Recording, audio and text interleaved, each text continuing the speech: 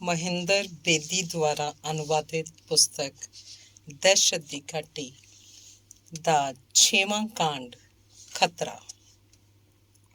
ਉਸ ਸਮੇਂ ਵਰਮਿਸਾ ਘਾਟੀ ਵਿੱਚ ਦਹਿਸ਼ਤ ਦਾ ਸਾਮਰਾਜ ਆਪਣੀ ਪੂਰੀ ਸਿਖਰ ਤੇ ਸੀ।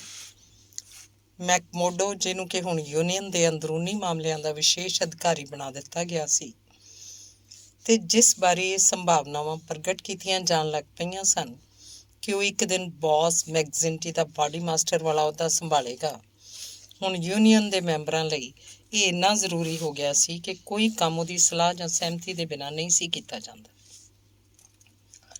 ਇੱਕ ਫਰੀ ਮੈਨ ਦੇ ਤੌਰ ਤੇ ਉਹ ਯੂਨੀਅਨ ਦੇ ਮੈਂਬਰਾਂ ਵਿਚਕਾਰ ਜਿੰਨਾ ਲੋਕਪ੍ਰਿਯ ਹੁੰਦਾ ਜਾ ਰਿਹਾ ਸੀ, ਉਨੀਆਂ ਹੀ ਵੱਧ ਨਫ਼ਰਤ ਭਰੀਆਂ ਨਜ਼ਰਾਂ ਉਹਨੂੰ ਵਰਮਿਸਾ ਦੀਆਂ ਗਲੀਆਂ 'ਚੋਂ ਲੰਘਦਿਆਂ ਆਮ ਲੋਕਾਂ ਦੀਆਂ ਮਿਲਣ ਲੱਗੀਆਂ ਸਨ।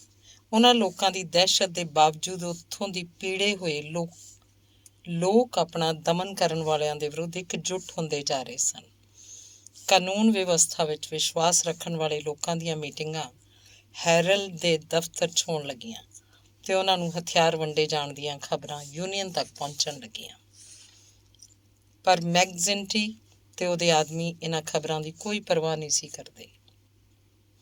ਉਹ ਲੋਕ ਨਾ ਸਿਰਫ ਗਿਣਤੀ 'ਚ ਬਹੁਤ ਜ਼ਿਆਦਾ ਸਨ, ਬਲਕਿ ਪੂਰੀ ਤਰ੍ਹਾਂ ਹਥਿਆਰਬੰਦ ਤੇ ਹਰ ਸਮੇਂ ਲੜਨ ਲਈ ਤਿਆਰ ਰਹਿੰਦੇ ਸਨ, ਜਦ ਕਿ ਉਹਨਾਂ ਦੇ ਵਿਰੋਧੀ ਖਿਲਰੇ ਹੋਏ ਤੇ ਆਮ ਕਮਜ਼ੋਰ ਲੋਕ ਸਨ। ਇਹ ਮਾਮਲਾ ਨਿੱਕੇ ਮੋਟੇ ਝਗੜਿਆਂ ਤੇ ਕੁਝ ਮਾਮੂਲੀ ਗ੍ਰਿਫਤਾਰੀਆਂ ਪਿੱਛੋਂ ਕੜੀ ਦੇ ਉਬਾਲ ਵਾਂਗ ਆਪਣੇ ਆਪ ਠੰਡਾ ਪੈ ਜਾਏਗਾ, ਇਹ ਕਹਿਣਾ ਸੀ ਮੈਕਜ਼ਿੰਟੀ, ਮੈਕਮੋਡੋ ਤੇ ਯੂਨੀਅਨ ਦੇ ਹੋਰ ਕਈ ਧਾਕੜ ਲੋਕਾਂ ਦਾ। ਉਸ ਦਿਨ ਮਈ ਦੇ ਮਹੀਨੇ ਦੇ ਇੱਕ ਸਨਿਚਰ ਦੀ ਸ਼ਾਮ ਸੀ। ਸਨਿਚਰ ਨੂੰ ਹਮੇਸ਼ਾ ਹੀ ਯੂਨੀਅਨ ਹਾਊਸ 'ਚ ਸਭਾ ਜੁੜਦੀ ਸੀ ਤੇ ਮੈਕਮੋਡੋ ਉੱਥੇ ਜਾਣ ਦੀ ਤਿਆਰੀ ਕਰ ਰਿਹਾ ਸੀ ਕਿ ਯੂਨੀਅਨ ਦਾ ਕਾਇਰ ਮੈਂਬਰ ਮੌਰਿਸ ਉਹਨੂੰ ਮਿਲਣ ਲਈ ਉਸ ਕੋਲ ਪਹੁੰਚ ਗਿਆ। ਉਹਦੇ ਮੱਥੇ ਉੱਤੇ ਚਿੰਤਾ ਦੀਆਂ ਰੇਖਾਵਾਂ ਸਨ ਤੇ ਚਿਹਰੇ ਦਾ ਰੰਗ ਉੱਡਿਆ ਹੋਇਆ ਸੀ। ਕੀ ਮੈਂ ਤੁਹਾਡੇ ਨਾਲ ਖੁੱਲ੍ਹ ਕੇ ਗੱਲ ਕਰ ਸਕਦਾ, ਮਿਸਟਰ ਮੈਕਮੋਡੋ? ਕਿਉਂ ਨਹੀਂ? ਮੈਂ ਇਹ ਗੱਲ ਕਦੀ ਨਹੀਂ ਭੁੱਲ ਸਕਦਾ ਕਿ ਇੱਕ ਦਿਨ ਮੈਂ ਤੁਹਾਡੇ ਨਾਲ ਆਪਣੇ ਦਿਲ ਦੀਆਂ ਗੱਲਾਂ ਕੀਤੀਆਂ ਸਨ ਤੇ ਤੁਸੀਂ ਉਹਨਾਂ ਨੂੰ ਆਪਣੇ ਤੱਕ ਹੀ ਸੀਮਤ ਰੱਖਿਆ, ਹਾਲਾਂਕਿ ਬੌਸ ਨੇ ਖੁਦ ਤੁਹਾਡੇ ਕੋਲ ਆ ਕੇ ਉਹਨਾਂ ਬਾਰੇ ਜਾਣਨਾ ਚਾਹਿਆ ਸੀ। ਜਦੋਂ ਤੁਸੀਂ ਮੇਰੇ ਤੇ ਭਰੋਸਾ ਕਰਕੇ ਇਹ ਗੱਲਾਂ ਮੈਨੂੰ ਦੱਸੀਆਂ ਸੀ ਤਾਂ ਮੈਂ ਇਹਦੇ ਇਲਾਵਾ ਹੋਰ ਕਰ ਵੀ ਕੀ ਸਕਦਾ ਸੀ, ਪਰ ਇਹਦਾ ਮਤਲਬ ਇਹ ਨਹੀਂ ਕਿ ਮੈਂ ਤੁਹਾਡੀਆਂ ਗੱਲਾਂ ਨਾਲ ਸਹਿਮਤ ਵੀ ਹਾਂ। ਇਹ ਮੈਂ ਚੰਗੀ ਤਰ੍ਹਾਂ ਜਾਣਦਾ, ਪਰ ਤੁਸੀਂ ਇੱਕ ਇਕੱਲੇ ਅਜਿਹੇ ਆਦਮੀ ਹੋ ਜਿਸ ਨਾਲ ਗੱਲ ਕਰਨ ਪਿੱਛੋਂ ਵੀ ਮੈਂ ਆਪਣੇ ਆਪ ਨੂੰ ਪੂਰੀ ਤਰ੍ਹਾਂ ਸੁਰੱਖਿਅਤ ਮਹਿਸੂਸ ਕਰਦਾ। ਮੇਰੇ ਕੋਲ ਇੱਕ ਅਜਿਹੀ ਖਬਰ ਹੈ ਜਿਹਨੇ ਮੈਨੂੰ ਬੁਰੀ ਤਰ੍ਹਾਂ ਬੇਚੈਨ ਕੀਤਾ ਹੋਇਆ ਤੇ ਮੇਰੀ ਜ਼ਿੰਦਗੀ ਹਰਾਮ ਕਰ ਦਿੱਤੀ ਹੈ। ਕਾਸ਼ ਇਹ ਖਬਰ ਮੇਰੇ ਇਲਾਵਾ ਕਿਸੇ ਹੋਰ ਨੂੰ ਮਿਲੀ ਹੁੰਦੀ, ਕਿਉਂਕਿ ਮੈਂ ਜੇ ਇਸ ਬਾਰੇ ਯੂਨੀਅਨ 'ਚ ਕਿਸੇ ਨੂੰ ਕਹਿੰਦਾ ਤਾਂ ਇਹਦਾ ਮਤਲਬ ਲਾਜ਼ਮੀ ਤੌਰ ਤੇ ਇੱਕ ਹੋਰ ਹੱਤਿਆ, ਤੇ ਜੇ ਨਹੀਂ ਕਹਿੰਦਾ ਤਾਂ ਹੋ ਸਕਦਾ ਹੈ ਸਾਡਾ ਸਾਰਿਆਂ ਦਾ ਹੀ ਅੰਤ ਹੋ ਜਾਏ। ਮੇਰੇ ਤਾਂ ਕੁਝ ਸਮਝ 'ਚ ਨਹੀਂ ਆ ਰਿਹਾ ਕਿ ਮੈਂ ਕੀ ਕਰਾਂ ਕੀ ਨਾ ਕਰਾਂ। ਭਗਵਾਨ ਮੇਰੀ ਰੱਖਿਆ ਕਰੇ। ਇੰਝ ਲੱਗਦਾ ਜਿਵੇਂ ਮੈਂ ਪਾਗਲ ਹੋ ਜਾਵਾਂਗਾ। ਮੈਕਮੋਡੋ ਨੇ ਉਤਸੁਕਤਾ ਨਾਲ ਉਹ ਆਦਮੀ ਵੱਲ ਦੇਖਿਆ ਜਿਹਦੇ ਸਰੀਰ ਦਾ ਹਰ ਅੰਗ ਕੰਬ ਰਿਹਾ ਸੀ। ਉਹ ਇੱਕ ਗਲਾਸ 'ਚ ਥੋੜ੍ਹੀ ਜਿਹੀ ਵਿਸਕੀ ਪਾ ਕੇ ਉਹਨੂੰ ਦਿੰਦਾ ਹੋਇਆ ਬੋਲਿਆ, ਤੁਹਾਡੇ ਵਰਗੇ ਲੋਕਾਂ ਦੀ ਮਾਨਸਿਕਤਾ ਹੀ ਕੁਛ ਅਜਿਹੀ ਉਲਝਣ ਭਰੀ ਹੁੰਦੀ ਹੈ ਕਿ ਕੋਈ ਠੀਕ ਫੈਸਲਾ ਕਰ ਹੀ ਨਹੀਂ ਸਕਦੇ। ਆਓ ਮੈਨੂੰ ਦੱਸੋ ਕੀ ਗੱਲ ਹੈ। ਮੌਰਿਸ ਨੇ ਕੁਝ ਘੁੱਟ ਭਰੇ ਤੇ ਉਹਦੇ ਚਿਹਰੇ ਦਾ ਰੰਗ ਕੁਝ ਪਰਤਦਾ ਹੋਇਆ ਨਜ਼ਰ ਆਇਆ। ਮੈਂ ਇੱਕੋ ਲਾਈਨ 'ਚ ਦੱਸ ਦਿੰਦਾ, ਉਹ ਬੋਲਿਆ, ਸਾਡੇ ਪਿੱਛੇ ਕੋਈ ਜਾਸੂਸ ਲੱਗ ਗਿਆ ਹੈ। ਮੈਕਮੋਡੋ ਨੇ ਉਸ ਉੱਤੇ ਹੈਰਾਨੀ ਨਾਲ ਨਜ਼ਰਾਂ ਗੱਡਦਿਆਂ ਕਿਹਾ, ਇਹ ਭਲਾ ਤੁਸੀਂ ਕਿਹੜੀ ਨਵੀਂ ਗੱਲ ਦੱਸ ਰਹੇ ਹੋ? ਮੈਨੂੰ ਤਾਂ ਲੱਗਦਾ ਤੁਹਾਡਾ ਦਿਮਾਗ ਖਰਾਬ ਹੋ ਗਿਆ ਹੈ। ਉਹ ਭਲੇ ਬੰਦਿਆ, ਇਹ ਕੌਣ ਨਹੀਂ ਜਾਣਦਾ ਕਿ ਇੱਥੇ ਚਾਰੇ ਪਾਸੇ ਪੁਲਿਸ ਵਾਲੇ ਤੇ ਉਹਨਾਂ ਦੇ ਜਾਸੂਸ ਫੈਲੇ ਹੋਏ ਨੇ। ਪਰ ਹੁਣ ਤੱਕ ਕੀ ਵਿਗਾੜ ਲਿਆ ਉਹਨਾਂ ਲੋਕਾਂ ਨੇ ਸਾਡਾ?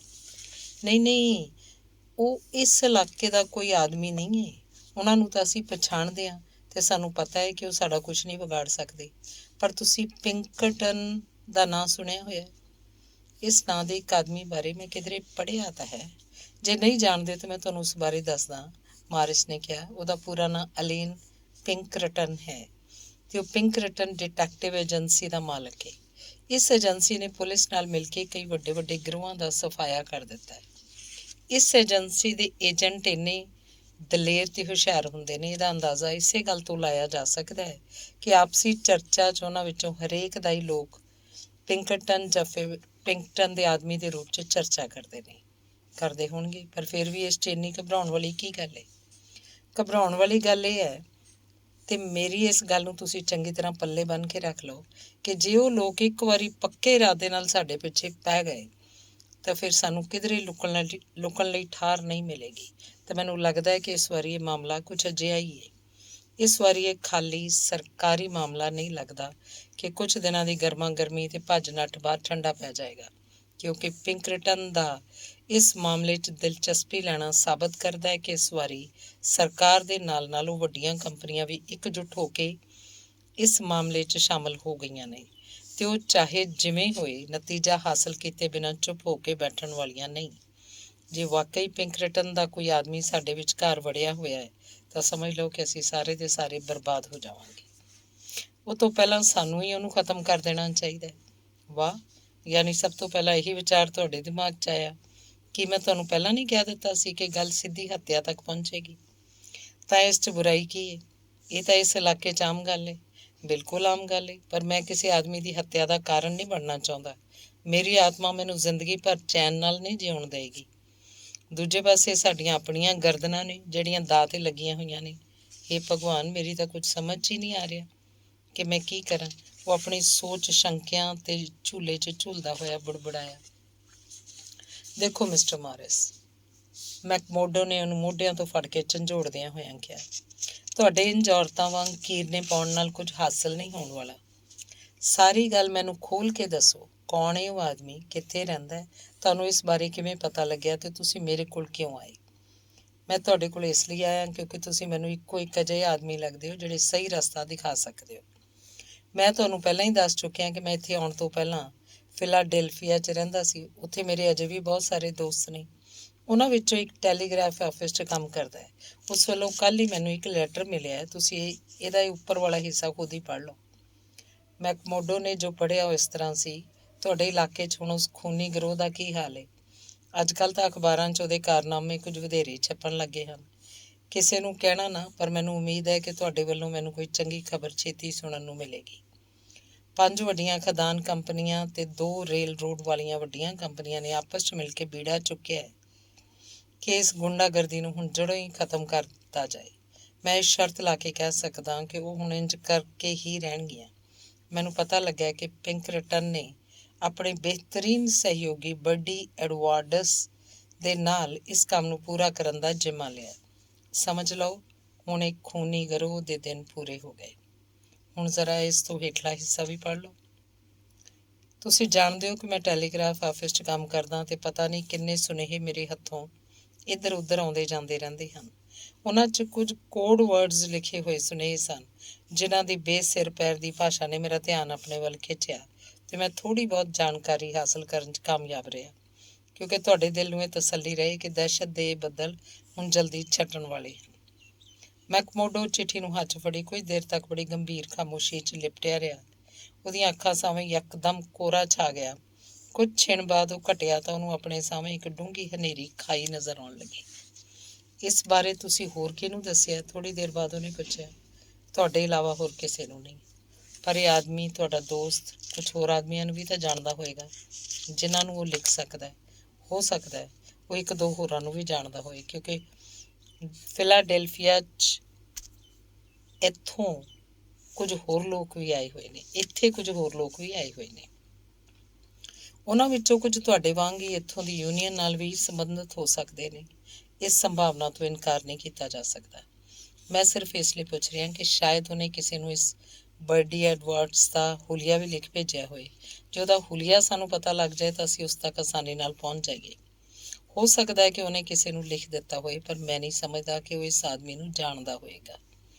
ਆਪਣੇ ਕੰਮ ਦੇ ਸਿਲਸਿਲੇ 'ਚ ਤਾਰ ਇੱਧਰੋਂ ਉੱਧਰ ਭੇਜਣ ਸਮੇਂ ਇਹ ਨਾਂ ਉਹਦੇ ਨਜ਼ਰੀਂ ਪੈ ਗਿਆ ਹੋਏਗਾ, ਕਿਉਂਕਿ ਇੱਕ ਜ਼ਬਰਦਸਤ ਜਾਸੂਸ ਦੇ ਰੂਪ 'ਚ ਪਿੰਕਰਟਨ ਦਾ ਨਾਂ ਕਾਫੀ ਮਸ਼ਹੂਰ ਹੈ। ਵਰਨਾ ਮੈਨੂੰ ਉਮੀਦ ਨਹੀਂ ਕਿ ਉਹਨੇ ਇਹਨਾਂ ਦੋਵਾਂ ਆਦਮੀਆਂ ਨੂੰ ਕਦੀ ਕਿਤੇ ਦੇਖਿਆ ਵੀ ਹੋਏਗਾ। ਮੈਂ ਸਮਝ ਗਿਆ ਕਿ ਉਹ ਕੌਣ ਹੋ ਸਕਦਾ ਹੈ। ਮੈਕਮੋਰਡੋ ਨੇ ਅਚਾਨਕ ਆਪਣੇ ਪੱਟ 'ਤੇ ਹੱਥ ਮਾਰਦਿਆਂ ਕਿਹਾ, ਭਗਵਾਨ ਦੀ ਸਹੁੰ, ਮੈਂ ਵੀ ਕਿੱਡਾ ਬੇਵਕੂਫ ਹਾਂ ਜਿਹੜਾ ਇਹ ਗੱਲ ਪਹਿਲਾਂ ਮੇਰੇ ਦਿਮਾਗ 'ਚ ਨਹੀਂ ਆਈ। ਸਾਡੀ ਕਿਸਮਤ ਚੰਗੀ ਹੈ ਜੋ ਇਹ ਗੱਲ ਸਮਾਂ ਰਹਿੰਦਿਆਂ ਸਾਨੂੰ ਪਤਾ ਲੱਗ ਗਈ। ਹੁਣ ਅਸੀਂ ਉਹਨੂੰ ਨਹੀਂ ਛੱਡਾਂਗੇ, ਪਰ ਇਹ ਕੰਮ ਹੁਣ ਤੁਹਾਨੂੰ ਮੇਰੇ 'ਤੇ ਛੱਡਣਾ ਪਏਗਾ ਮਾਰਿਸ। ਮੈਂ ਚਾਹੁੰਦਾ ਹੀ ਇਹ ਹਾਂ ਕਿ ਇਹ ਤੋਂ ਮੇਰਾ ਪਿੰਡਾ ਛੁੱਟੇ। ਬਸ ਤਾਂ ਹੁਣ ਤੁਸੀਂ ਪਿੱਛੇ ਹਟ ਜਾਓ ਤੇ ਮੈਨੂੰ ਇਸ ਕੰਮ ਨੂੰ ਆਪਣੇ ਢੰਗ ਨਾਲ ਕਰਨ ਦਿਓ। ਬਲਕਿ ਮੈਂ ਹੁਣ ਤੁਹਾਡਾ ਨਾਂ ਵੀ ਵਿਚਕਾਰ ਨਹੀਂ ਆਉਣ ਦਿਆਂਗਾ ਤੇ ਸਭ ਕੁਝ ਆਪਣੇ ਉੱਪਰ ਲੈ ਲਵਾਂਗਾ। ਇੰਜ ਜ਼ਾਹਰ ਕਰਾਂਗਾ ਜਿਵੇਂ ਲੈਟਰ ਕਿਸੇ ਨੇ ਮੈਨੂੰ ਹੀ ਭੇਜਿਆ। ਤੁਹਾਨੂੰ ਇਹ ਤੇ ਕੋਈ ਇਤਰਾਜ਼ ਤਾਂ ਨਹੀਂ? ਇਹ ਤਾਂ ਹੋਰ ਵੀ ਚੰਗਾ ਹੋਏਗਾ ਜੇ ਮੇਰਾ ਨਾਂ ਹੀ ਵਿੱਚ ਨਾ ਆਏ। ਤਾਂ ਤੁਸੀਂ ਹੁਣ ਇਸ ਮਾਮਲੇ ਨੂੰ ਆਪਣੇ ਦਿਮਾਗ 'ਚੋਂ ਕੱਢ ਕੇ ਸਭ ਕੁਝ ਭੁੱਲ ਜਾਓ ਤੇ ਮੈਨੂੰ ਆਪਣੇ ਤਰੀਕੇ ਨਾਲ ਕੰਮ ਕਰਨ ਦਿਓ। ਮੈਂ ਹੁਣੇ ਜਾ ਕੇ ਯੂਨੀਅਨ ਦੇ ਬੰਦਿਆਂ ਨੂੰ ਮਿਲਦਾ ਤੇ ਫਿਰ ਇਸ ਸਾਲੇ ਪਿੰਕਰਟਨ ਤੇ ਉਹਦੇ ਆਦਮੀ ਦਾ ਬੰਡਲ ਬੰਨ੍ਹਦਾ। ਉਹਦੀ ਹੱਤਿਆ ਤਾਂ ਨਹੀਂ ਕਰੂੰਗਾ। ਦੇਖੋ ਦੋਸਤ ਮਾਰਿਸ, ਦੋਸਤਾਨੇ ਦੇ ਨਾਤੇ ਇੱਕ ਸਲਾਹ ਦੇ ਰਿਹਾ ਕਿ ਜਿੰਨੀਆਂ ਘੱਟ ਗੱਲਾਂ ਤੁਹਾਨੂੰ ਪਤਾ ਹੋਣਗੀਆਂ ਓਨਾ ਹੀ ਤੁਹਾਡੀ ਆਤਮਾ ਦਾ ਬੋਝ ਵੀ ਘੱਟ ਹੋਏਗਾ ਤੇ ਤੁਹਾਨੂੰ ਓਨੀ ਚੰਗੀ ਤਰ੍ਹਾਂ ਨੀਂਦ ਆਏਗੀ। ਇਸ ਲਈ ਕੋਈ ਸਵਾਲ ਨਾ ਕਰੋ ਤੇ ਮੈਨੂੰ ਇਸ ਮਾਮਲੇ ਨੂੰ ਆਪਣੇ ਢੰਗ ਨਾਲ ਨਿਬੜ ਜਾਣ ਦਿਓ। ਤੁਸੀਂ ਬਸ ਇਹ ਸੋਚ ਕੇ ਬੇਫਿਕਰ ਹੋ ਜਾਓ ਕਿ ਇਸ ਮਾਮਲੇ ਨੂੰ ਮੈਂ ਆਪਣੇ ਹੱਥਾਂ 'ਚ ਲੈ ਲਿਆ ਤੇ ਤੁਹਾਡਾ ਇਸ ਨਾਲ ਕੋਈ ਵਾਸਤਾ ਨਹੀਂ। ਮੈਨੂੰ ਤਾਂ ਇੰਝ ਮਹਿਸੂਸ ਹੋ ਰਿਹਾ ਜਿਵੇਂ ਮੇਰੇ ਆਪਣੇ ਹੱਥ ਖੂਨ ਨਾਲ ਰੰਗੇ ਜਾ ਰਹੇ ਹੋਣ। ਜਾਂਦਿਆਂ ਜਾਂਦਿਆਂ ਉਹਨੇ ਆਪਣੇ ਸਿਰ ਨੂੰ ਬੜੀ ਅਫਸੋਸ ਨਾਲ ਹਿਲਾਉਂਦਿਆਂ ਕਿਹਾ, ਆਤਮ ਰੱਖਿਆ ਦਾ ਮਤਲਬ ਹੱਤਿਆ ਨਹੀਂ ਹੁੰਦਾ। ਮੈਕਮੋਰਡੋ ਨੇ ਇੱਕ ਗੁਸੈਲੀ ਮੁਸਕਾਨ ਦੇ ਨਾਲ ਕਿਹਾ, ਸਾਨੂੰ ਆਪਣੇ ਬਚਾਅ ਲਈ ਕੁਛ ਨਾ ਕੁਛ ਤਾਂ ਕਰਨਾ ਪਏਗਾ। ਇਸ ਆਦਮੀ ਨੂੰ ਜੇ ਇਸ ਘਾਟੀ 'ਚ ਜ਼ਿਆਦਾ ਦਿਨ ਖੁੱਲ੍ਹ ਕੇ ਖੇਡਣ ਦਿੱਤਾ ਉਹ ਸਾਨੂੰ ਸਾਰਿਆਂ ਨੂੰ ਤਬਾਹ ਕਰ ਦੇਗਾ। ਮੈਂ ਤਾਂ ਸੋਚ ਰਿਹਾ ਬ੍ਰਦਰ ਮਾਰਿਸ, ਸਾਨੂੰ ਇਸ ਵਾਰ ਤੁਹਾਨੂੰ ਹੀ ਆਪਣਾ ਬਾਡੀ ਮਾਸਟਰ ਚੁਣਨਾ ਚਾਹੀਦਾ ਕਿਉਂਕਿ ਤੁਸੀਂ ਸਮਾਂ ਰਹਿੰਦਿਆਂ ਯੂਨੀਅਨ ਨੂੰ ਬਚਾ ਲਿਆ। ਪਰ ਉਹਦੇ ਹਾਵ ਭਾਵ ਤੋਂ ਲੱਗ ਰਿਹਾ ਸੀ ਕਿ ਇਸ ਮਾਮਲੇ ਬਾਰੇ ਉਸ ਨਾਲੋਂ ਕਿਤੇ ਵੱਧ ਫਿਕਰਮੰਦ ਹੈ ਜਿੰਨਾ ਕਿ ਉਹਦੇ ਸ਼ਬਦਾਂ ਰਾਹੀਂ ਲੱਗ ਰਿਹਾ ਸੀ। ਕਿਉਂਕਿ ਮਾਰਿਸ ਦੇ ਜਾਣ ਪਿੱਛੋਂ ਉਸ ਤੇ ਜਿਸ ਤੇਜ਼ੀ ਨਾਲ ਹਰਕਤ 'ਚ ਆਇਆ ਉਹ ਤੋਂ ਸਾਫ਼ ਪਤਾ ਲੱਗਦਾ ਸੀ ਕਿ ਆਪਣੇ ਆਪ ਨੂੰ ਮਾੜੇ ਤੋਂ ਮਾੜੇ ਹਾਲਾਤ ਦਾ ਮੁਕਾਬਲਾ ਕਰਨ ਲਈ ਤਿਆਰ ਕਰ ਰਿਹਾ ਸੀ। ਹਰੇਕ ਉਹ ਕਾਗਜ਼ ਜਿਹੜਾ ਉਹਦੇ ਖਿਲਾਫ ਸਬੂਤ ਦਾ ਕੰਮ ਦੇ ਸਕਦਾ ਸੀ ਉਹਨੇ ਬਾਹਰ ਜਾਣ ਤੋਂ ਪਹਿਲਾਂ ਸਾੜ ਕੇ ਸੁਆਹ ਕਰ ਦਿੱਤਾ। ਇਸ ਦੇ ਬਾਵਜੂਦ ਵੀ ਉਹ ਸ਼ਾਇਦ ਖਤਰੇ ਨੂੰ ਆਪਣੇ ਆਲੇ ਦੁਆਲੇ ਮੰਡਲਾਉਂਦਾ ਮਹਿਸੂਸ ਕਰ ਰਿਹਾ ਸੀ ਕਿਉਂਕਿ ਯੂਨੀਅਨ ਹਾਊਸ ਵੱਲ ਜਾਣ ਵੇਲੇ ਉਹ ਰਸਤੇ 'ਚ ਬੁੱਢੇ ਸ਼ੈਫਟਰ ਦੇ ਮਕਾਨ ਵੱਲ ਮੁੜ ਗਿਆ। ਹਾਲਾਂਕਿ ਉੱਥੇ ਜਾਣ ਲਈ ਉਹਨੂੰ ਮਨ੍ਹਾ ਕਰ ਦਿੱਤਾ ਗਿਆ ਸੀ, ਪਰ ਜਦੋਂ ਉਹਨੇ ਖਿੜਕੀ ਤੇ ਦਸਤਕ ਦਿੱਤੀ ਤਾਂ ਏਟੀ ਉਹਨੂੰ ਮਿਲਣ ਲਈ ਫੌਰਨ ਬਾਹਰ ਆ ਗਈ। ਉਸ ਸਮੇਂ ਉਹਨੂੰ ਉਹ ਹਾਸਾ ਗਾਇਬ ਨਜ਼ਰ ਆਇਆ ਜਿਹੜਾ ਉਹਦੇ ਪ੍ਰੇਮੀ ਦੀ ਅੱਖਾਂ ਵਿੱਚ ਹਮੇਸ਼ਾ ਦਿਖਾਈ ਦਿੰਦੀ ਸੀ। ਉਹਦੀ ਜਗ੍ਹਾ ਅੱਜ ਉਹਦੇ ਚਿਹਰੇ ਉੱਤੇ ਖਤਰੇ ਦੇ ਪਰਛਾਵੇਂ ਮੰਡਲਾਉਂਦੇ ਨਜ਼ਰ ਆਏ। ਕੀ ਕੋਈ ਖਾਸ ਗੱਲ ਹੋ ਗਈ ਹੈ ਜੈਕ? ਉਹ ਘਬਰਾਈ ਹੋਈ ਆਵਾਜ਼ 'ਚ ਬੋਲੀ। ਇੰਝ ਲੱਗਦਾ ਜਿਵੇਂ ਤੁਸੀਂ ਕਿਸੇ ਖਤਰੇ 'ਚ ਹੋਵੋ। ਖਤਰਾ ਤਾਂ ਹੈ ਜਾਣੇ ਮਨ, ਪਰ ਕੋਈ ਖਾਸ ਵੱਡਾ ਨਹੀਂ, ਉਹ ਬੋਲਿਆ। ਫਿਰ ਵੀ ਅਕਲਮੰਦੀ ਇਸੇ 'ਚ ਹੈ ਕਿ ਉਸ ਖਤਰੇ ਦੇ ਵਧਣ ਤੋਂ ਪਹਿਲਾਂ ਹੀ ਅਸੀਂ ਇੱਥੋਂ ਨਿਕਲ ਜਾਈਏ। ਮੈਂ ਤੇਰੇ ਨਾਲ ਵਾਅਦਾ ਕੀਤਾ ਸੀ ਨਾ ਕਿ ਮੈਂ ਕਿਸੇ ਦਿਨ ਇਸ ਜਗ੍ਹਾ ਨੂੰ ਛੱਡ ਦਿਆਂਗਾ। ਮੈਨੂੰ ਲੱਗਦਾ ਹੁਣ ਉਹ ਸਮਾਂ ਆ ਗਿਆ। ਅੱਜ ਮੈਨੂੰ ਇੱਕ ਖੱਤ ਮਿਲਿਆ, ਬੜੀ ਮਾੜੀ ਖਬਰ ਹੈ, ਜਦੋਂ ਮੈਨੂੰ ਪਤਾ ਲੱਗਿਆ ਕਿ ਬਹੁਤ ਵੱਡੀ ਮੁਸੀਬਤ ਆਉਣ ਵਾਲੀ ਹੈ। ਕਿਹੀ ਮੁਸੀਬਤ? ਪਿੰਕਰਟਨ ਦੀ ਮੁਸੀਬਤ। ਪਰ ਤੈਨੂੰ ਕੀ ਪਤਾ ਮੇਰੀ ਜਾਨ, ਇਹ ਪਿੰਕਰਟਨ ਕੌਣ ਹੈ ਤੇ ਮੇਰੇ ਵਰਗੇ ਆਦਮੀਆਂ ਲਈ ਇਸ ਨਾਂ ਦਾ ਕੀ ਮਤਲਬ ਹੈ? ਸਮਝ ਲੈ ਕਿ ਬੜਾ ਜ਼ਬਰਦਸਤ ਖਤਰਾ ਸਿਰ ਤੇ ਮੰਡਲਾ ਰਿਹਾ ਹੈ ਤੇ ਮੈਨੂੰ ਇੱਥੋਂ ਜਲਦੀ ਤੋਂ ਜਲਦੀ ਨਿਕਲ ਜਾਣਾ ਚਾਹੀਦਾ। ਤੂੰ ਕਿਹਾ ਸੀ ਜੇ ਮੈਂ ਇੱਥੋਂ ਜਾਵਾਂਗਾ ਤਾਂ ਤੂੰ ਨਾਲ ਚੱਲੇਂਗੀ।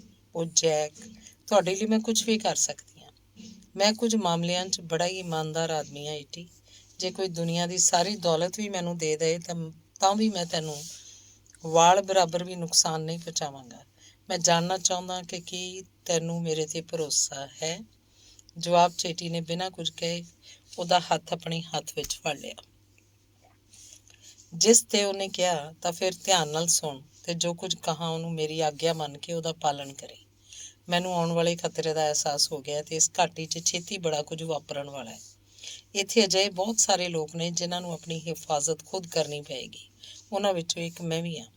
ਮੈਂ ਇੱਥੋਂ ਭਾਵੇਂ ਕਦੋਂ ਵੀ ਜਾਵਾਂ, ਦਿਨ ਹੋਵੇ ਜਾਂ ਰਾਤ, ਤੈਨੂੰ ਮੇਰੇ ਨਾਲ ਚੱਲਣਾ ਪਏਗਾ। ਨਹੀਂ ਜੈਕ, ਮੈਂ ਤੇਰੇ ਜਾਣ ਪਿੱਛੋਂ ਇੱਥੋਂ ਨਿਕਲਾਂਗੀ। ਨਹੀਂ, ਤੈਨੂੰ ਮੇਰੇ ਨਾਲ ਹੀ ਚੱਲਣਾ ਪਏਗਾ।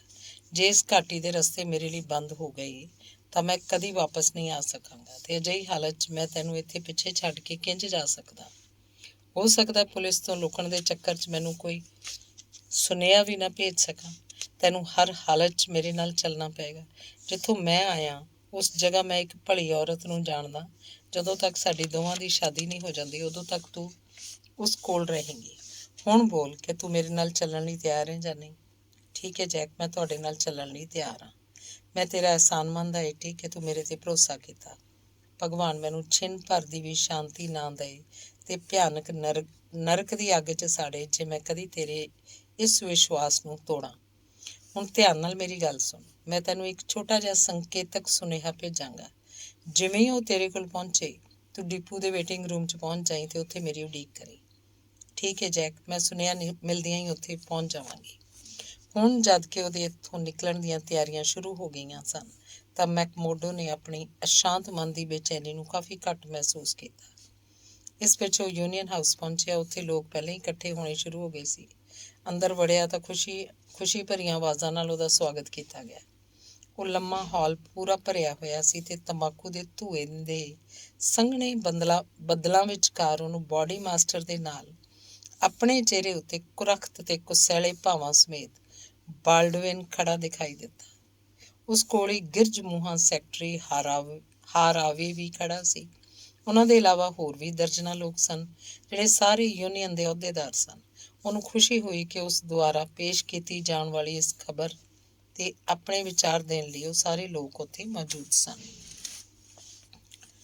ਚੰਗਾ ਹੋਇਆ ਤੁਸੀਂ ਆ ਗਏ ਬ੍ਰਦਰ ਮੈਕਮੋਡੋ, ਚੇਅਰਮੈਨ ਨੇ ਉਸ ਵੱਲ ਦੇਖਦਿਆਂ ਕਿਹਾ। ਇੱਥੇ ਇੱਕ ਉਲਝਿਆ ਹੋਇਆ ਮਾਮਲਾ ਆ ਫਸਿਆ ਹੈ ਜਿਹਦਾ ਨਿਪਟਾਰਾ ਕਰਨ ਲਈ ਕਿਸੇ ਬਹੁਤ ਕਾਬਲ ਜੱਜ ਦੀ ਜ਼ਰੂਰਤ ਹੈ ਤਾਂ ਕਿ ਸਹੀ ਫੈਸਲਾ ਕੀਤਾ ਜਾ ਸਕੇ। ਇਹ ਲੈਂਡਰ ਤੇ ਈਗਨ ਦਾ ਮਾਮਲਾ ਹੈ। ਜਿਵੇਂ ਹੀ ਉਹ ਆਪਣੀ ਸੀਟ ਉੱਤੇ ਬੈਠਾ ਉਹਦੇ ਨਾਲ ਵਾਲੇ ਨੇ ਦੱਸਿਆ, ਇਹ ਦੋਵੇਂ ਉਸ ਇਨਾਮ ਦੀ ਰਕਮ ਤੇ ਆਪਣਾ ਹੱਕ ਦੱਸ ਰਹੇ ਨੇ। ਸਟਾਈਲਸ ਟਾਊਨ ਵਾਲੇ ਬੁੱਢੇ ਕਰੈਂਬੇ ਦੀ ਹੱਤਿਆ ਲਈ ਦਿੱਤੀ ਜਾਣੀ ਹੈ। ਦੋਵਾਂ ਦਾ ਦਾਅਵਾ ਹੈ ਕਿ ਉਹ ਉਹਦੀ ਗੋਲੀ ਨਾਲ ਮਰਿਆ ਸੀ। ਮੈਕਮੋਡੋ ਆਪਣੀ ਸੀਟ ਤੋਂ ਉੱਠ ਕੇ ਖੜਾ ਹੋਇਆ ਤੇ ਉਹਨੇ ਆਪਣਾ ਹੱਥ ਉੱਪਰ ਚੁੱਕਿਆ। ਉਹਦੇ ਚਿਹਰੇ ਦੇ ਭਾਵਾਂ ਨੇ ਉੱਥੇ ਮੌਜੂਦ ਸਾਰੇ ਲੋਕਾਂ ਨੂੰ ਕੁਝ ਸ਼ੱਕੀ ਤੇ ਸਾਵਧਾਨ ਜਿਹਾ ਕਰ ਦਿੱਤਾ ਸੀ। ਇਸ ਲਈ ਉੱਥੇ ਫੌਰਨ ਹੀ ਇੱਕ ਉਤਸੁਕਤਾ ਭਰਿਆ ਸੰਨਾਟਾ ਛਾ ਗਿਆ। ਮਾਨਯੋਗ ਬਾਡੀ ਮਾਸਟਰ, ਉਹਨੇ ਅਤ ਗੰਭੀਰ ਸੁਰ 'ਚ ਕਹਿਣਾ ਸ਼ੁਰੂ ਕੀਤਾ, ਮੈਂ ਤੁਹਾਡਾ ਧਿਆਨ ਇੱਕ ਅਤ ਜ਼ਰੂਰੀ ਮਾਮਲੇ ਵੱਲ ਦਿਵਾਉਣਾ ਚਾਹੁੰਦਾ। ਬ੍ਰਦਰ ਮੈਕਮੋਡੋ ਕਿਸੇ ਅਤ ਜ਼ਰੂਰੀ ਮਾਮਲੇ ਦੀ ਗੱਲ ਕਰ ਰਹੇ ਨੇ, ਮੈਕਜ਼ੈਂਟੀ ਨੇ ਕਿਹਾ। ਯੂਨੀਅਨ ਦਾ ਨਿਯਮ ਹੈ ਕਿ ਕਿਸੇ ਵੀ ਅਤ ਜ਼ਰੂਰੀ ਮਾਮਲੇ ਦੇ ਸਾਹਮਣੇ ਆ ਜਾਣ ਤੇ ਹੋਰ ਸਾਰੇ ਮਾਮਲਿਆਂ ਨੂੰ ਪਿੱਛੇ ਵਿਚਾਰਨ ਲਈ ਛੱਡ ਲਿਆ ਜਾਏ, ਭਾਵੇਂ ਉਹ ਕਿੰਨੇ ਵੀ ਮਹੱਤਵਪੂਰਨ ਕਿਉਂ ਨਾ ਹੋਣ। ਹਾਂ ਤਾਂ ਮੈਕਮੋਡੋ, ਕੀ ਇਹ ਅਤ ਜ਼ਰੂਰੀ ਮਾਮਲਾ? ਮੈਕਮੋਡੋ ਨੇ ਆਪਣੀ ਜੇਬ 'ਚੋਂ ਇੱਕ ਕਾਗਜ਼ ਕੱਢਿਆ।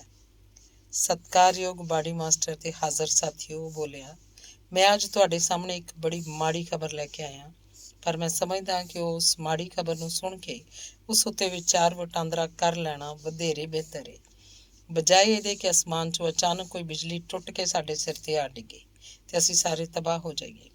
ਮੈਨੂੰ ਇਹ ਸੂਚਨਾ ਮਿਲੀ ਹੈ ਕਿ ਇਸ ਇਲਾਕੇ ਦੀਆਂ ਬਹੁਤ ਹੀ ਵੱਡੀਆਂ ਮਾਲਦਾਰ ਕੰਪਨੀਆਂ ਸਾਨੂੰ ਖਤਮ ਤੇ ਨੇਸਤ ਨਾਬੂਦ ਕਰਨ ਲਈ ਸਾਡੇ ਖਿਲਾਫ ਇਕਜੁੱਟ ਹੋ ਗਈਆਂ ਨੇ। ਉਸ ਖਤਰਨਾਕ ਜਾਸੂਸ ਐਲੇਨ ਪਿੰਕਟਨ ਤੇ ਉਹਦੀ ਡਿਟੈਕਟਿਵ ਏਜੰਸੀ ਦਾ ਨਾਂ ਤਾਂ ਤੁਸੀਂ ਸਾਰਿਆਂ ਨੇ ਸੁਣਿਆ ਹੋਏਗਾ, ਜਿਹਨੇ ਅਮਰੀਕਾ ਦੇ ਦੂਜੇ ਇਲਾਕਿਆਂ 'ਚ ਕਈ ਵੱਡੇ ਖਤਰਨਾਕ ਗਰੋਹਾਂ ਦਾ ਸਫਾਇਆ ਕਰ ਦਿੱਤਾ ਹੈ। ਉਸੇ ਪਿੰਕਰਟਨ ਦਾ ਇੱਕ ਜਾਸੂਸ ਜਿਹਦਾ ਨਾਂ ਬਰਡੀ ਐਡਵਾਰਡਸ ਸੀ, ਇਸ ਸਮੇਂ ਘਾਟੀ 'ਚ ਮੌਜੂਦ ਹੈ ਤੇ ਸਾਡੇ ਖਿਲਾਫ ਕੰਮ ਕਰਦਾ ਹੋਇਆ ਅਜਿਹੇ ਖਤਰਨਾਕ ਸਬੂਤ ਇਕੱਠੇ ਕਰਦਾ ਫਿਰ ਰਿਹਾ ਹੈ ਜਿਨ੍ਹਾਂ ਦੁਆਰਾ ਸਾਡੇ 'ਚੋਂ ਬਹੁਤੇ ਫਾਂਸੀ 'ਤੇ ਲਟਕਾ ਦਿੱਤੇ ਜਾਣਗੇ ਤੇ ਇਸ ਕਮਰੇ 'ਚ ਮੌਜੂਦ ਸਾਰੇ ਲੋਕਾਂ ਨੂੰ ਜੇਲ੍ਹ ਦੀਆਂ ਸੀਖਾਂ ਪਿੱਛੇ ਪਹੁੰਚਾ ਦਿੱਤਾ ਜਾਏਗਾ। ਇਹ ਅਜਿਹੀਆਂ ਮੰਦੀਆਂ ਸਥਿਤੀਆਂ ਸਾਡੇ ਸਾਹਮਣੇ ਨੇ ਜਿਸ ਬਾਰੇ ਵਿਚਾਰ ਵਟਾਂਦਰਾ ਕਰਨ ਲਈ ਮੈਂ ਤੁਹਾਡਾ ਸਾਰਿਆਂ ਦਾ ਧਿਆਨ ਇਸ ਵੱਲ ਦਿਵਾਇਆ ਹੈ। ਉੱਥੇ ਯਕਦਮ ਮੌਤ ਵਰਗਾ ਸੰਨਾਟਾ ਛਾ ਗਿਆ, ਜਿਹਨੂੰ ਚੇਅਰਮੈਨ ਮੈਕਜ਼ੈਂਟੀ ਨੇ ਹੀ ਤੋੜਿਆ। ਇਸ ਬਾਰੇ ਤੁਹਾਡੇ ਕੋਲ ਕੀ ਸਬੂਤ ਹੈ? ਉਹਨੇ ਪੁੱਛਿਆ।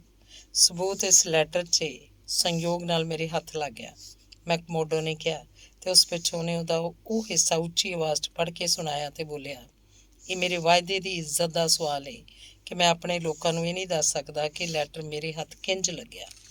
ਨਾ ਮੈਂ ਇਸ ਨੂੰ ਤੁਹਾਨੂੰ ਦੇ ਸਕਦਾ, ਪਰ ਮੈਂ ਇੰਨਾ ਭਰੋਸਾ ਤੁਹਾਨੂੰ ਲੋਕਾਂ ਨੂੰ ਜ਼ਰੂਰ ਦੇ ਸਕਦਾ ਕਿ ਇਸ ਵਿੱਚ ਅਜਿਹਾ ਹੋਰ ਕੁਝ ਵੀ ਨਹੀਂ ਜਿਹਦਾ ਸਬੰਧ ਸਾਡੀ ਇਸ ਯੂਨੀਅਨ ਨਾਲ ਹੋਵੇ। ਜਿਵੇਂ ਇਹ ਮਾਮਲਾ ਮੇਰੀ ਜਾਣਕਾਰੀ 'ਚ ਆਇਆ, ਮੈਂ ਫੌਰਨ ਇਹਨੂੰ ਤੁਹਾਡੇ ਸਾਹਮਣੇ ਪੇਸ਼ ਕਰਨਾ ਬਿਹਤਰ ਸਮਝਿਆ। ਮੈਂ ਤੁਹਾਨੂੰ ਇਹ ਕਹਿਣਾ ਚਾਹਾਂਗਾ ਚੇਅਰਮੈਨ ਸ਼੍ਰੀਮਾਨ, ਇੱਕ ਬਜ਼ੁਰਗ ਮੈਂਬਰ ਨੇ ਕਿਹਾ, ਕਿ ਮੈਂ ਬਾਰਡੀ ਐਡਵਰਡਸ ਦਾ ਨਾਂ ਸੁਣਿਆ ਹੈ ਤੇ ਉਸ ਬਾਰੇ ਕਿਹਾ ਜਾਂਦਾ ਹੈ ਕਿ ਉਹ ਪਿੰਕਰਟਨ ਦੀ ਏਜੰਸੀ ਦਾ ਸਭ ਤੋਂ ਬਿਹਤਰੀਨ ਜਾਸੂਸ ਹੈ। ਕੀ ਕੋਈ ਉਹਨੂੰ ਦੇਖ ਕੇ ਪਹਿਚਾਣ ਸਕਦਾ ਹੈ? ਮੈਕਜ਼ੈਂਟੀ ਨੇ ਪੁੱਛਿਆ। ਜੀ ਹਾਂ, ਮੈਕਮੋਡੋ ਨੇ ਦ੍ਰਿੜ ਸੁਰ 'ਚ ਕਿਹਾ, ਮੈਂ ਉਹਨੂੰ ਪਛਾਣ ਸਕਦਾ। ਹਾਲ 'ਚ ਹੈਰਾਨੀ ਦੀ ਇੱਕ ਲਹਿਰ ਦੌੜ ਗਈ। ਮੈਨੂੰ ਯਕੀਨ ਹੈ ਕਿ ਅਸੀਂ ਉਹਨੂੰ ਆਪਣੀ ਮੁੱਠੀ 'ਚ ਕੈਦ ਕਰ ਸਕਦੇ ਹਾਂ। ਉਹ ਇੱਕ ਆਤਮ ਵਿਸ਼ਵਾਸ ਭਰੀ ਮੁਸਕਾਨ ਨਾਲ ਬੋਲਿਆ, ਜੇ ਅਸੀਂ ਥੋੜ੍ਹੀ ਹੁਸ਼ਿਆਰੀ ਨਾਲ ਜਲਦੀ ਕੋਈ ਕਾਰਵਾਈ ਕਰੀਏ ਤਾਂ ਇਸ ਮਾਮਲੇ ਨੂੰ ਥੋੜ੍ਹਾ ਖਤਰਨਾਕ ਰੂਪ ਲੈਣ ਤੋਂ ਪਹਿਲਾਂ ਹੀ ਖਤਮ ਕੀਤਾ ਜਾ ਸਕਦਾ ਹੈ। ਜੇ ਮੈਨੂੰ ਤੁਹਾਡਾ ਲੋਕਾਂ ਦਾ ਪੂਰਾ ਸਮਰਥਨ ਤੇ ਸਹਿਯੋਗ ਮਿਲ ਜਾਏ ਤੇ ਅਸੀਂ ਇਕਜੁੱਟ ਹੋ ਕੇ ਕੰਮ ਕਰੀਏ ਤਾਂ ਫਿਰ ਸਾਨੂੰ ਬਹੁਤਾ ਡਰਨ ਦੀ ਕੋਈ ਜ਼ਰੂਰਤ ਨਹੀਂ। ਵੈਸੇ ਵੀ ਸਾਨੂੰ ਡਰਨ ਦੀ ਕੀ ਜ਼ਰੂਰਤ ਹੈ? ਮੈਕਜ਼ਿੰਟੀ ਨੇ ਪੁੱਛਿਆ। ਸਾਡੇ ਮਾਮਲਿਆਂ ਬਾਰੇ ਉਹਨੂੰ ਕੀ ਜਾਣਕਾਰੀ ਹੋ ਸਕਦੀ ਹੈ? ਤੁਹਾਡਾ ਇੰਜ ਕਹਿਣਾ ਜਾਇਜ਼ ਹੁੰਦਾ ਕਾਉਂਸਲਰ, ਜੇ ਅਸੀਂ ਸਾਰੇ ਲੋਕ ਤੁਹਾਡੇ ਵਰਗੇ ਹੁਸ਼ਿਆਰ ਤੇ ਸਾਵਧਾਨ ਹੁੰਦੇ। ਪਰ ਕਿਸੇ ਨੇ ਆਪਣੇ ਅਣਜਾਣਪੁਣੇ ਜਾਂ ਡਿੰਗ ਮਾਰਨ ਦੇ ਚੱਕਰ 'ਚ ਬਾਹਰ ਕਿਸੇ ਨੂੰ ਕੁਝ ਨਹੀਂ ਦੱਸਿਆ ਹੋਏਗਾ, ਇਸ ਗੱਲ ਦੀ ਕੀ ਗਰੰਟੀ ਹੈ? ਇਹਦੇ ਇਲਾਵਾ ਜਿਸ ਆਦਮੀ ਨੂੰ ਇੱਥੇ ਭੇਜਿਆ ਗਿਆ ਹੈ ਉਹਦੀ ਪਿੱਠ 'ਤੇ ਵੱਡੇ ਵੱਡੇ ਪੂੰਜੀਪਤੀ ਆਪਣੀਆਂ ਥੈਲੀਆਂ ਹੱਥ 'ਚ ਲਈ ਖੜੇ ਨੇ। ਤੁਸੀਂ ਕੀ ਸਮਝਦੇ ਹੋ ਕਿ ਸਾਡੀ ਯੂਨੀਅਨ 'ਚ ਇੱਕ ਵੀ ਅਜਿਹਾ ਕਮਜ਼ੋਰ ਤੇ ਲਾਲਚੀ ਆਦਮੀ ਨਹੀਂ ਹੋਏਗਾ ਜਿਹਨੂੰ ਖਰੀਦਿਆ ਜਾ ਸਕੇ? ਯਕੀਨ ਮੰਨਣਾ, ਉਹਨੂੰ ਸਾਡੇ ਰਹੱਸ ਹਾਸਲ ਕਰਨ 'ਚ ਬਹੁਤੀ ਦਿੱਕਤ ਨਹੀਂ ਹੋਏਗੀ, ਬਲਕਿ ਇਹ ਵੀ ਹੋ ਸਕਦਾ ਹੈ ਕਿ ਉਹਨੇ ਹੁਣ ਤੱਕ ਉਹ ਹਾਸਲ ਕਰ ਵੀ ਲਏ ਹੋਣ। ਇਹਦਾ ਤਾਂ ਬਸ ਹੁਣ ਇੱਕ ਹੀ ਇਲਾਜ ਹੈ ਤੇ ਮੈਂ ਜਾਣਦਾ ਕਿ ਉਹ ਇਲਾਜ ਕੀ ਹੈ। ਬਾਲਡਵਿਨ ਬੋਲਿਆ, ਉਹਨੂੰ ਇਸ ਘਾਟੀ 'ਚੋਂ ਜਿਉਂਦਾ ਬਾਹਰ ਨਾ ਜਾਣ ਦਿੱਤਾ ਜਾਏ। ਬਿਲਕੁਲ ਠੀਕ ਬ੍ਰਦਰ ਬਾਲਡਵਿਨ, ਮੈਕਮੋਡੋ ਬੋਲਿਆ। ਮੇਰੇ ਤੁਹਾਡੇ ਵਿਚਾਰ ਆਪਸ ਚਾਹੇ ਨਾ ਮਿਲਦੇ ਹੋਣ, ਪਰ ਇਹ ਤੁਸੀਂ ਮੇਰੇ ਦਿਲ ਦੀ ਗੱਲ ਕੀਤੀ ਹੈ। ਤਾਂ ਦੱਸੋ ਫਿਰ ਉਹ ਇਸ ਵੇਲੇ ਕਿੱਥੇ ਹੈ? ਅਸੀਂ ਉਹਨੂੰ ਕਿੱਥੇ ਘੇਰ ਸਕਦੇ ਹਾਂ? ਇੱਕੋ ਸਮੇਂ ਕਈ ਆਵਾਜ਼ਾਂ ਆਈਆਂ। ਮਾਨਯੋਗ ਬਾਡੀ ਮਾਸਟਰ, ਮੈਕਮੋਡੋ ਨੇ ਝਟ ਕਿਹਾ, ਮੈਂ ਤੁਹਾਨੂੰ ਬੇਨਤੀ ਕਰਨਾ ਚਾਹਾਂਗਾ ਕਿ ਸਾਡੇ ਸਭ ਲਈ ਅਜਿਹਾ ਨਾਜ਼ੁਕ ਮਾਮਲਾ ਹੈ ਕਿ ਇਸ 'ਤੇ ਇਸ ਤਰ੍ਹਾਂ ਯੂਨੀਅਨ ਦੀ ਆਮ ਮੀਟਿੰਗ 'ਚ ਵਿਚਾਰ ਕਰਨਾ ਠੀਕ ਨਹੀਂ ਹੋਏਗਾ। ਇਹਦਾ ਇਹ ਮਤਲਬ ਕਤਈ ਨਹੀਂ ਕਿ ਮੈਂ ਇੱਥੇ ਮੌਜੂਦ ਕਿਸੇ ਵੀ ਆਦਮੀ ਦੀ ਯੂਨੀਅਨ ਦੇ ਪ੍ਰਤੀ ਨਿਸ਼ਚਾ ਤੇ ਵਫ਼ਾਦਾਰੀ ਉੱਤੇ ਕਿਸੇ ਕਿਸਮ ਦਾ ਸ਼ੱਕ ਕਰ ਰਿਹਾ। ਪਰ ਜੇ ਉਸ ਆਦਮੀ ਨੂੰ ਇਸ ਗੱਲ ਦੀ ਜ਼ਰਾ ਵੀ ਭਿਣਕ ਲੱਗ ਗਈ ਕਿ ਅਸੀਂ ਉਹਦੀ ਇੱਥੇ ਮੌਜੂਦਗੀ ਬਾਰੇ ਜਾਣ ਗਏ ਹਾਂ ਤਾਂ ਸਮਝ ਲਓ ਕਿ ਉਹ ਸਾਡੇ ਹੱਥੋਂ ਮੱਛੀ ਵਾਂਗ ਤਿਲਕ ਕੇ ਨਿਕਲ ਜਾਏਗਾ। ਇਸ ਲਈ ਮੈਂ ਤੁਹਾਨੂੰ ਲੋਕਾਂ ਨੂੰ ਪ੍ਰਾਰਥਨਾ ਕਰਦਾ ਕਿ ਇੱਕ ਬਹੁਤ ਹੀ ਖਾਸ ਤੇ ਵਿਸ਼ਵਾਸਯੋਗ ਕਮੇਟੀ ਦੀ ਚੋਣ ਕੀਤੀ ਜਾਏ, ਜਿਸ 'ਚ ਮੇਰੇ ਵਿਚਾਰ 'ਚ ਚੇਅਰਮੈਨ ਸਾਹਿਬ ਇੱਕ ਤਾਂ ਆਪ ਖੁਦ ਹੋਣ ਤੇ ਦੂਜੇ ਬ੍ਰਦਰ ਬਾਲਡਵਿਨ। ਇਸ ਦੇ ਇਲਾਵਾ 5 ਹੋਰ ਆਦਮੀਆਂ ਨੂੰ ਚੁਣ ਲਿਆ ਜਾਏ। ਉਸ ਪਿੱਛੋਂ ਜੋ ਕੁਝ ਵੀ ਮੈਂ ਪਿੰਕਟਰਨ ਦੇ ਤੇ ਉਹਦੇ ਆਦਮੀ ਬਾਰੇ ਜਾਣਦਾ ਉਹ ਸਭ ਵਿਸਥਾਰ ਨਾਲ ਦੱਸਣ ਦੇ ਨਾਲ ਨਾਲ ਆਪਣੀ ਸਕੀਮ ਵੀ ਪੇਸ਼ ਕਰ ਦਿਆਂਗਾ ਕਿ ਸਾਨੂੰ ਕੀ ਕਦਮ ਉਠਾਉਣੇ ਚਾਹੀਦੇ ਨੇ। ਉਹਦਾ ਇਹ ਸੁਝਾਅ ਫੌਰਨ ਹੀ ਸਵੀਕਾਰ ਕਰ ਲਿਆ ਗਿਆ ਤੇ ਇੱਕ ਕਮੇਟੀ ਚੁਣ ਲਈ ਗਈ। ਚੇਅਰਮੈਨ ਮੈਕਜ਼ਿੰਟੀ ਤੇ ਬਾਲਡਵਿਨ ਦੇ ਇਲਾਵਾ ਉਸ ਕਮੇਟੀ 'ਚ ਗਿਰਜਮੂਹਾ ਸੈਕਟਰੀ ਹਾਰਾਵੀ, ਟਾਈਗਰ ਕਾਰਮਿਕ, ਜ਼ਾਲਿਮ ਤੇ ਨੌਜਵਾਨ ਹਥਿਆਰਾ ਕਾਰਟਰ ਜਿਹੜਾ ਯੂਨੀਅਨ ਦਾ ਖਜ਼ਾਨਚੀ ਵੀ ਸੀ, ਤੇ ਦੋਵੇਂ ਵਿਲਾਲਵੇਈ ਬੰਧੂ। ਇਹ ਸਾਰੇ ਅਜਿਹੇ ਨਿਡਰ ਤੇ ਦਲੇਰ ਲੋਕ ਸਨ ਕਿ ਜੇ ਆਪਣੀ ਜ਼ਿੱਦ ਤੇ ਆ ਜਾਣ ਤਾਂ ਫਿਰ ਇਹਨਾਂ ਨੂੰ ਦੁਨੀਆ ਦੀ ਕੋਈ ਤਾਕਤ ਨਹੀਂ ਸੀ ਰੋਕ ਸਕਦੀ। ਆਮ ਤੌਰ ਤੇ ਜਿਹੜਾ ਉੱਥੇ ਮੌਜ ਮਸਤੀ ਭਰਿਆ ਹੂ ਹੱਲਾ ਤੇ ਹੁੜਦੰਗ ਹੁੰਦਾ ਰਹਿੰਦਾ ਸੀ, ਉਸ ਦਿਨ ਛੇਤੀ ਖਤਮ ਹੋ ਗਿਆ, ਕਿਉਂਕਿ ਸਭ ਦੇ ਦਿਲਾਂ ਉੱਤੇ ਮੰਦੀਆਂ ਆਸਾਂ ਤੇ ਸ਼ੰਕਾਵਾਂ ਦੇ ਬੱਦਲ ਘਿਰੇ ਹੋਏ ਸਨ।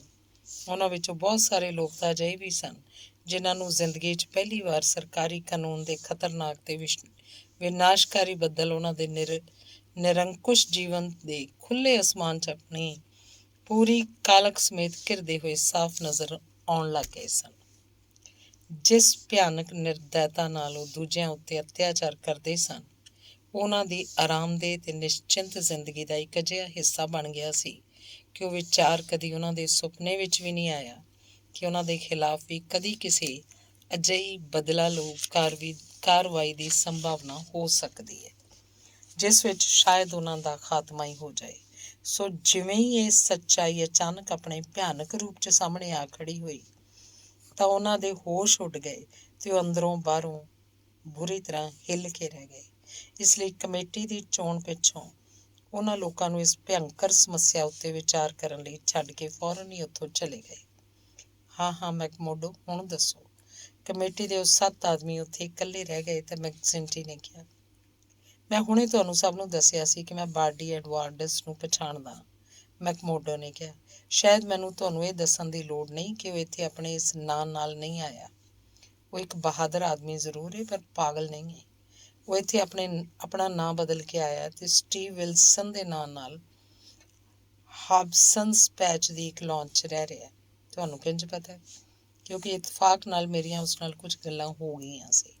ਉਸ ਵੇਲੇ ਮੈਂ ਉਸ ਵੱਲ ਕੋਈ ਖਾਸ ਧਿਆਨ ਨਹੀਂ ਸੀ ਦਿੱਤਾ।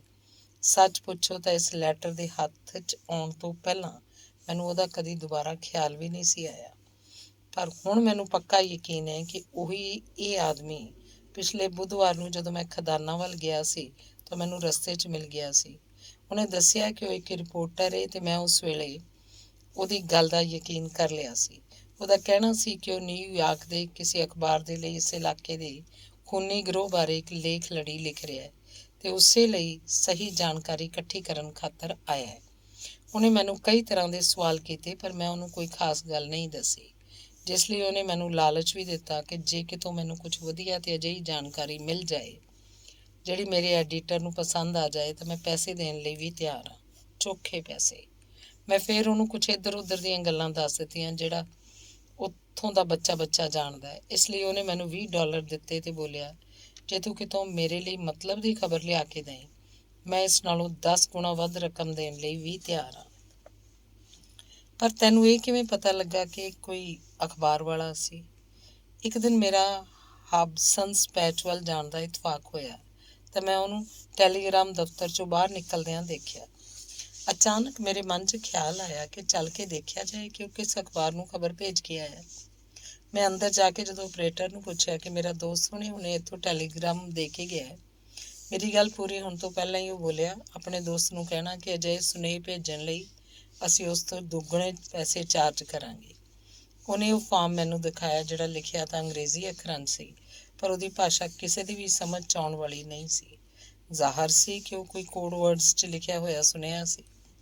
ਉਹਨੂੰ ਦੇਖਣ ਪਿੱਛੋਂ ਮੈਂ ਆਪਰੇਟਰ ਨੂੰ ਕਿਹਾ, ਦਰਅਸਲ ਇੱਕ ਖਾਸ ਖਬਰ ਹੈ ਜਿਹੜੀ ਉਹਨੇ ਆਪਣੇ ਅਖਬਾਰ ਨੂੰ ਭੇਜੀ ਹੈ ਅਤੇ ਵਿਸ਼ੇਸ਼ ਭਾਸ਼ਾ 'ਚ ਇਸ ਲਈ ਲਿਖੀ ਹੈ ਕਿ ਕਿਤੇ ਦੂਜੇ ਅਖਬਾਰ ਵਾਲੇ ਉਹਦੀ ਖਬਰ ਦੀ ਨਕਲ ਨਾ ਕਰ ਲੈਣ।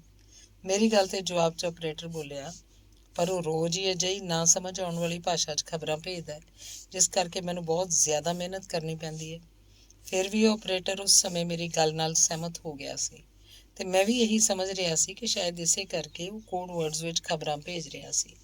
ਪਰ ਹੁਣ ਮੈਂ ਉਸ ਬਾਰੇ ਕਿਸੇ ਹੋਰ ਢੰਗ ਨਾਲ ਸੋਚਣ ਲਈ ਮਜਬੂਰ ਹੋ ਗਿਆ। ਭਗਵਾਨ ਦੀ ਸਹੁੰ, ਇਹ ਤਾਂ ਬੜਾ ਹੀ ਸੰਗੀਨ ਮਾਮਲਾ ਹੈ, ਮੈਗਜ਼ੈਂਟੀ ਬੋਲਿਆ। ਪਰ ਹੁਣ ਤੁਸੀਂ ਕੀ ਕਹਿੰਦੇ ਹੋ, ਸਾਨੂੰ ਕੀ ਕਰਨਾ ਚਾਹੀਦਾ ਹੈ? ਕਰਨਾ ਕੀ ਹੈ? ਬਾਲਡਵਿਨ ਬੋਲਿਆ, ਫੌਰਨ ਉਸ ਸਾਲੇ ਨੂੰ ਜਾ ਕੇ ਉਡਾ ਦੇਣਾ ਚਾਹੀਦਾ। ਇਹ ਕੰਮ ਜਿੰਨੀ ਜਲਦੀ ਕਰ ਦਿੱਤਾ ਜਾਏ ਉਨਾ ਹੀ ਚੰਗਾ ਹੈ, ਹਾਰਾਵੇ ਨੇ ਕਿਹਾ। ਮੈਂ ਹੁਣੇ ਇਸੇ ਛੇਣੂ ਦੇ ਪਿੱਛੇ ਪੈ ਜਾਣਾ। ਜੇ ਸਾਨੂੰ ਇਹ ਪਤਾ ਹੁੰਦਾ ਕਿ ਉਹ ਸਾਨੂੰ ਕਿੱਥੇ ਮਿਲ ਸਕਦਾ, ਮੈਕਮੁਰਡੇ ਬੋਲਿਆ। ਇਸ 'ਚ ਕੋਈ ਸ਼ੱਕ ਨਹੀਂ ਕਿ ਉਹ ਹਬਸਨਸ ਪੈਚ ਦੇ ਇਲਾਕੇ 'ਚ ਰਹਿੰਦਾ, ਪਰ ਉਸ ਏਡੀ ਵੱਡੀ ਬਸਤੀ 'ਚ ਉਹ ਕਿੱਥੇ ਰਹਿੰਦਾ ਇਹ ਮੈਨੂੰ ਨਹੀਂ ਪਤਾ। ਜੇ ਤੁਸੀਂ ਲੋਕ ਮੇਰਾ ਇੱਕ ਸੁਝਾਅ ਮੰਨਣਾ ਚਾਹੋ ਤਾਂ ਮੇਰੇ ਦਿਮਾਗ 'ਚ ਇੱਕ ਸਕੀਮ ਹੈ। ਕੀ ਸਕੀਮ ਹੈ? ਮੈਂ ਕੱਲ੍ਹ ਸਵੇਰੇ ਪੈਚ ਦੇ ਇਲਾਕੇ 'ਚ ਜਾਣਾ ਅਤੇ ਉਹਨੂੰ ਉਸ ਆਪਰੇਟਰ ਰਾਹੀਂ ਲੱਭਣ ਦੀ ਕੋਸ਼ਿਸ਼ ਕਰਨਾ। ਮੈਨੂੰ ਉਮੀਦ ਹੈ ਕਿ ਮੈਂ ਉਹਦੇ ਜ਼ਰੀਏ ਉਹਨੂੰ ਲੱਭ ਲੈਣ 'ਚ ਜ਼ਰੂਰ ਕਾਮਯਾਬ ਹੋ ਜਾਵਾਂਗਾ। ਉਸ ਪਿੱਛੋਂ ਮੈਂ ਉਹਨੂੰ ਕਹਾਂਗਾ ਕਿ ਮੈਂ ਖੁਦ ਇੱਕ ਫਰੀ ਮੈਨ ਹਾਂ ਅਤੇ ਜੇ ਉਹ ਮੈਨੂੰ ਚੋਖੀ ਕੀਮਤ ਦੇਵੇ ਤਾਂ ਮੈਂ ਉਹਨੂੰ ਬਹੁਤ ਸਾਰੇ ਰਹੱਸ ਦੇ ਸਕਦਾ। ਮੈਂ ਸ਼ਰਤ ਲਾ ਕੇ ਕਹਿ ਸਕਦਾ ਕਿ ਉਹ ਫੌਰਨ ਰਾਜ਼ੀ ਹੋ ਜਾਏਗਾ। ਉਸ ਪਿੱਛੋਂ ਮੈਂ ਉਹਨੂੰ ਕਹਾਂਗਾ ਕਿ ਕਾਗਜ਼ ਮੇਰੇ ਘਰ ਰੱਖੇ ਹੋਏ ਨੇ, ਪਰ ਮੈਂ ਉਹਨਾਂ ਨੂੰ ਲਿਆ ਕੇ ਨਹੀਂ ਦੇ ਸਕਦਾ ਕਿਉਂਕਿ ਇੰਝ ਕਰਨ ਨਾਲ ਮੇਰੀ ਜਾਨ ਨੂੰ ਵੀ ਖਤਰਾ ਪੈਦਾ ਹੋ ਸਕਦਾ ਹੈ। ਬਿਹਤਰ ਹੋਏਗਾ ਕਿ ਉਹ ਰਾਤ ਨੂੰ ਲੁੱਕ ਕੇ ਮੇਰੇ ਘਰ ਆਏ। ਉਹ ਇਸ ਅਕਲ ਦੀ ਗੱਲ ਤੋਂ ਇਨਕਾਰ ਨਹੀਂ ਕਰ ਸਕੇਗਾ। ਮੈਂ ਉਹਨੂੰ ਰਾਤ ਦੇ 10 ਵਜੇ ਆਪਣੇ ਘਰ ਬੁਲਾਵਾਂਗਾ ਅਤੇ ਉਹ ਲਾਜ਼ਮੀ ਆਏਗਾ। ਫਿਰ ਉਸ ਨਾਲ ਜੋ ਕੁਝ ਵੀ ਕਰਨਾ ਹੋਏ ਉਹਦੀ ਸਕੀਮ ਤੁਸੀਂ ਲੋਕ ਬਣਾਓ। ਮੈਂ ਸਿਰਫ ਇੰਨਾ ਕਰ ਸਕਦਾ ਕਿ ਉਸ ਵਿਧਵਾ ਮੈਕਨਾਮਰਾ ਦਾ ਮਕਾਨ ਬਿਲਕੁਲ ਇਕਾਂਤ 'ਚ, ਜਿੱਥੇ ਮੈਂ ਸਾਵਾਲਨ ਇਨੀ ਦਿਨੀ ਰਹਿ ਰਹੇ ਹਾਂ। ਬੁੱਢੀ ਬੜੀ ਭਲੀ ਅਤੇ ਸ਼ਰੀਫ ਹੈ, ਪਰ ਨਾਲ ਹੀ ਕਿਸੇ ਲੱਕੜ ਦੀ ਮੁੰਨੀ ਵਾਂਗ ਨਿਰੋਲ ਬੋਲੀ ਵੀ ਹੈ। ਜੇ ਉਹ ਆਦਮੀ ਉੱਥੇ ਆਉਣ ਲਈ ਤਿਆਰ ਹੋ ਜਾਂਦਾ ਹੈ ਤਾਂ ਇਹਦੀ ਖਬਰ ਮੈਂ ਤੁਹਾਨੂੰ ਲੋਕਾਂ ਨੂੰ ਦੇ ਹੀ ਦਿਆਂਗਾ, ਤਾਂ ਤੁਸੀਂ 7 ਜਣੇ ਮੇਰੇ ਘਰ ਆ ਜਾਣਾ। ਜਦੋਂ ਇੱਕ ਵਾਰੀ ਅੰਦਰ ਆ ਗਿਆ ਤਾਂ ਫਿਰ ਅਸੀਂ ਉਹਨੂੰ ਆਰਾਮ ਨਾਲ ਸੰਭਾਲ ਲਵਾਂਗੇ। ਬਿਲਕੁਲ ਸੰਭਾਲ ਲਵਾਂਗੇ ਅਤੇ ਉਹਦੇ ਨਾਲ ਹੀ ਪਿੰਕਰਟਨ ਦੇ ਇੱਕ ਨੌਕਰੀ ਖਾਲੀ ਹੋ ਜਾਏਗੀ। ਉਹਦੇ ਅੰਦਰ ਆਉਣ ਦੇ ਬਾਅਦ ਵੀ ਦੀ ਚਿੰਤਾ ਤੁਸੀਂ ਨਾ ਕਰੋ ਮੈਕਮੋਡੋ। ਠੀਕ 9 ਵਜੇ ਅਸੀਂ ਤੁਹਾਡੇ ਘਰ ਹੋਵਾਂਗੇ। ਇੱਕ ਵਾਰੀ ਤੁਸੀਂ ਉਹਨੂੰ ਅੰਦਰ ਵਾੜ ਕੇ ਪਿੱਛੋਂ ਦਰਵਾਜ਼ਾ ਬੰਦ ਕਰ ਦੇਣਾ। ਇਸ ਪਿੱਛੋਂ ਤੁਹਾਡੀ ਜ਼ਿੰਮੇਵਾਰੀ ਖਤਮ, ਅਸੀਂ ਦੇਖ ਲਵਾਂਗੇ ਉਸ ਹਰਾਮੀ ਨੂੰ। ਕਾਂਡ 7। ਜਾਲ ਵਿਛਿਆ ਬਾਰਡੀ ਐਡਵਰਡਸ ਲਈ। ਜਿਵੇਂ ਕਿ ਮੈਕਮੋਡੋ ਨੇ ਕਿਹਾ ਸੀ, ਉਹਦਾ ਇਹ ਮਕਾਨ ਵਾਕਈ ਬਿਲਕੁਲ ਇਕਾਂਤ ਵਿੱਚ ਸੀ ਅਤੇ ਜਿਸ ਅਪਰਾਧ ਦੀ ਉਹ ਯੋਜਨਾ ਬਣਾ ਰਹੇ ਸਨ ਉਹਦੇ ਲਈ ਪੂਰੀ ਤਰ੍ਹਾਂ ਠੀਕ ਸੀ। ਉਹ ਨਾ ਸਿਰਫ ਬਸਤੀ ਦੇ ਬਿਲਕੁਲ ਬਾਹਰੀ ਕਿਨਾਰੇ ਉੱਤੇ ਸੀ, ਬਲਕਿ ਸੜਕ ਤੋਂ ਵੀ ਕਾਫੀ ਹਟ ਕੇ ਸੀ।